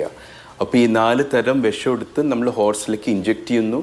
ഒരു ഹോർസിന് ബ്ലഡ് നമ്മൾ വലിച്ചെടുക്കാൻ 1.5 ml per kg നമുക്ക് വലിച്ചെടുക്കാൻ പാടുള്ളൂ. ആ ഗ്രൗണ്ട് റൂൾസ് ഒക്കെ വെച്ചിട്ടാണ് ഇപ്പോൾ ആൻറ്റി സ്നേക്ക് വെനം ഇത്രയും എക്സ്പെൻസീവ് ആവുന്നത്. ഒട്ടുമിക്ക അസുഖങ്ങൾക്കും നമ്മളിപ്പോൾ ഹ്യൂമനൈസ്ഡ് ആൻറ്റിബോഡീസിലേക്കാണ് നമ്മൾ നീങ്ങിക്കുന്നത്. എന്ന് വെച്ചാൽ ഈ വേറെ മൃഗങ്ങളുടെ അല്ലാത്ത ആൻറ്റിബോഡീസാണ് നമ്മൾ ഉപയോഗിക്കാറ് ഒട്ടുമിക്ക അസുഖങ്ങളിലും. പക്ഷേ ഈ പാമ്പ് കടിക്ക് അതിൻ്റെ വോള്യൂം വെച്ചിട്ടാണ് നമ്മൾക്ക് ഇപ്പോഴും ഈക്വൈൻസോ അല്ലെങ്കിൽ ഹോർസും തന്നെ ഡിപ്പെൻഡ് ചെയ്യേണ്ടി വരുന്നത്. ഹ്യൂമനൈസ്ഡ് ആൻറ്റിബോഡീസ് ആക്കുകയാണെങ്കിൽ ചികിത്സാ ചെലവ് വളരെയധികം വർദ്ധിക്കാനാണ് സാധ്യത അധികവും. ഈ പാമ്പ് കടിയുടെ ഏറ്റവും നിങ്ങളോട് ചോദിച്ച ചോദ്യം അൻവറിനോട് ചോദിച്ചത് റിസർച്ചും കാര്യങ്ങളും നടക്കണ്ടോ ഇല്ലയോ. പാമ്പ് കടി നമ്മൾ ലോകത്തിൽ അറിയപ്പെടുന്നത് നെഗ്ലക്റ്റഡ് ട്രോപ്പിക്കൽ ഡിസീസ് ആയിട്ടാണ്. 8 ബില്യൺ മനുഷ്യരിൽ ഒരു 1/5 ഓഫ് ഹ്യൂമാനിറ്റി 5 ബില്യൺ ആൾക്കാർക്ക് പാമ്പ് കടിയുടെ സാധ്യതയുള്ള പ്രദേശങ്ങളിലാണ് നമ്മൾ മിക്കവരും താമസിക്കുന്നത്. ഇപ്പം ഇതിന് ഔട്ട്ഡോർ പ്രൊഫഷൻസ് എന്ന് വെച്ചാൽ ഓഫീസിൽ ഇരിക്കുന്നവർക്ക് പാമ്പ് കടി ഏൽക്കാനുള്ള സാധ്യത കുറവാണ്. മിക്ക അഗ്രികൾച്ചറിസ്റ്റ് അല്ലെങ്കിൽ ഈ പറഞ്ഞ ഫോറസ്റ്റിൽ വർക്ക് ചെയ്യുന്നവർക്കൊക്കെയാണ് പാമ്പ് കടി അവർ ഏറ്റുവരുന്നത്. ഈ പറഞ്ഞ ആൾക്കാരിൽ നമ്മളിപ്പോൾ ഒരു നാഷണൽ ലെവൽ സ്റ്റഡി നടത്തിയതിൽ 53% വ്യക്തികൾ പാമ്പ് കടി ഏറ്റു വന്നവർ ബിലോ ദ പോവർട്ടി ലൈൻ ആയിരുന്നു. പാമ്പ് കടി ഈസ് എ ഡിസീസ് ഓഫ് ഇന്നിക്വിറ്റി എന്ന് വെച്ചാൽ ഈ പാവപ്പെട്ട വ്യക്തികളിലും പുവർ ഹൗസിംഗ് കണ്ടീഷൻസ് ഉള്ളവരിലാണ് സാധാരണ പാമ്പ് കടി നമ്മൾ ഏറ്റവും കൂടുതലായിട്ട് കാണാറ്. അല്ലെങ്കിൽ ഫോറസ്റ്റ് ഫ്രിഞ്ചസ് അല്ലെങ്കിൽ ഉൾപ്രദേശങ്ങളിൽ താമസിക്കുന്നവരിലാണ് നമ്മളിത് കൂടുതൽ കാണാറ്. ഇതെല്ലാം വെച്ച് ചികിത്സ ചെലവ് കൂടാനും പാടില്ല, പക്ഷെ നല്ല ചികിത്സയും വേണം. അപ്പോൾ അത് ഗവൺമെൻറ് ഏറ്റെടുത്ത് ഇത് ഈ പ്രധാനമന്ത്രി ജന ആരോഗ്യ സുരക്ഷാ പദ്ധതിയിലോ ASP ഫ്രീ ആക്കുകയാണെങ്കിൽ മാത്രമേ നമുക്ക് ചികിത്സാ രീതികളിലും മാറ്റം വരുത്താൻ പറ്റൂ. അല്ലെങ്കിൽ പാവപ്പെട്ട കൃഷിക്കാരനോട് നമ്മളിപ്പോൾ 670 രൂപ ഒരു വയലിന് ശരാശരി 20 വയൽ ആവശ്യം മിക്ക കേസസിന് 20 വയൽസാണ് ആവശ്യം വരാറ്. അതെന്നെ ഒരു 14,000 രൂപയായി. അപ്പം അതല്ലാതെ പുറമേയുള്ള ഹോസ്പിറ്റൽ ചെലവും ഇതെല്ലാം വെക്കുമ്പോൾ ഒരു 30-35,000 രൂപയാണ് ഒരു 4-5 ദിവസം ഹോസ്പിറ്റൽ താമസത്തിനായിട്ട് ചെലവ് വരുന്നത്. ഈ ട്രീറ്റ്മെൻറ്റ് ഇപ്പോൾ ഫോറസ്റ്റ് ഡിപ്പാർട്ട്മെൻറ്റ് ഡെത്ത് മരിച്ചു കഴിഞ്ഞാൽ നമ്മൾ 10 ലക്ഷം വരെ നമ്മൾക്ക് കമ്പൻസേഷൻ കിട്ടുന്നതാണ്. 50,000 രൂപ കമ്പൻസേഷൻ അഡ്മിഷൻ ഉണ്ടെങ്കിൽ കിട്ടും. പക്ഷെ അത് എല്ലാവർക്കൊന്നും ലഭ്യമല്ല, മിക്കവർക്കും അത് അറിയൂല. അപ്പം ഇതെല്ലാം വെച്ച് ഇപ്പം ഈ പറഞ്ഞ ഡിസീസ് നെഗ്ലക്റ്റഡ് ആയതിനാൽ പാവപ്പെട്ട ജനങ്ങൾ 70% വ്യക്തികൾ പാമ്പുകടി ഏറ്റുവരുന്നവരിൽ 20-65 വയസ്സിൻ്റെ ഇടയ്ക്കും 70% മെയിൽസ് ആണ്. അപ്പോൾ ഒരു male member sole earning member മരിക്കുകയാണെങ്കിൽ ഒരു വ്യക്തിയുടെ മരണമല്ല, ഒരു കുടുംബ മൊത്തം എഫക്റ്റ് ആവുകയാണ് ചെയ്യുന്നത്. അപ്പോൾ ഇഫക്റ്റീവ് ആക്കാൻ നമ്മൾ ഹ്യൂമനൈസ്ഡ് ആൻറ്റിബോഡീസിലേക്ക് പോകണം ആൻഡ് കുറേയും കൂടി ഇഫക്റ്റീവ് ട്രീറ്റ്മെൻറ്റ് ആക്കണം. അതിനുള്ള റിസർച്ചും കാര്യങ്ങളാണ് നടത്തിയെടുക്കേണ്ടത് നമ്മൾ. ശരി, എന്തായാലും ഇത്രയും 1 മണിക്കൂറിലധികമായി നമ്മൾ സംസാരിക്കുന്നു. ഇപ്പം കഴിഞ്ഞ കുറേ ദിവസങ്ങളായി കേരളത്തിൽ പെരുകുന്ന പാമ്പുകളെക്കുറിച്ച്, പുറത്തിറങ്ങാൻ കഴിയാത്ത രീതിയിൽ മലയാളികളുടെ മനസ്സിലുണ്ടാകുന്ന ആശങ്കകളെക്കുറിച്ചാണ്. അപ്പം ആശങ്ക വേണ്ട, ജാഗ്രത മതി എന്നുള്ളത് ഓർമ്മിപ്പിക്കാനാണ് ഈ കഴിഞ്ഞ 1 മണിക്കൂർ നമ്മൾ ശ്രമിച്ചത്.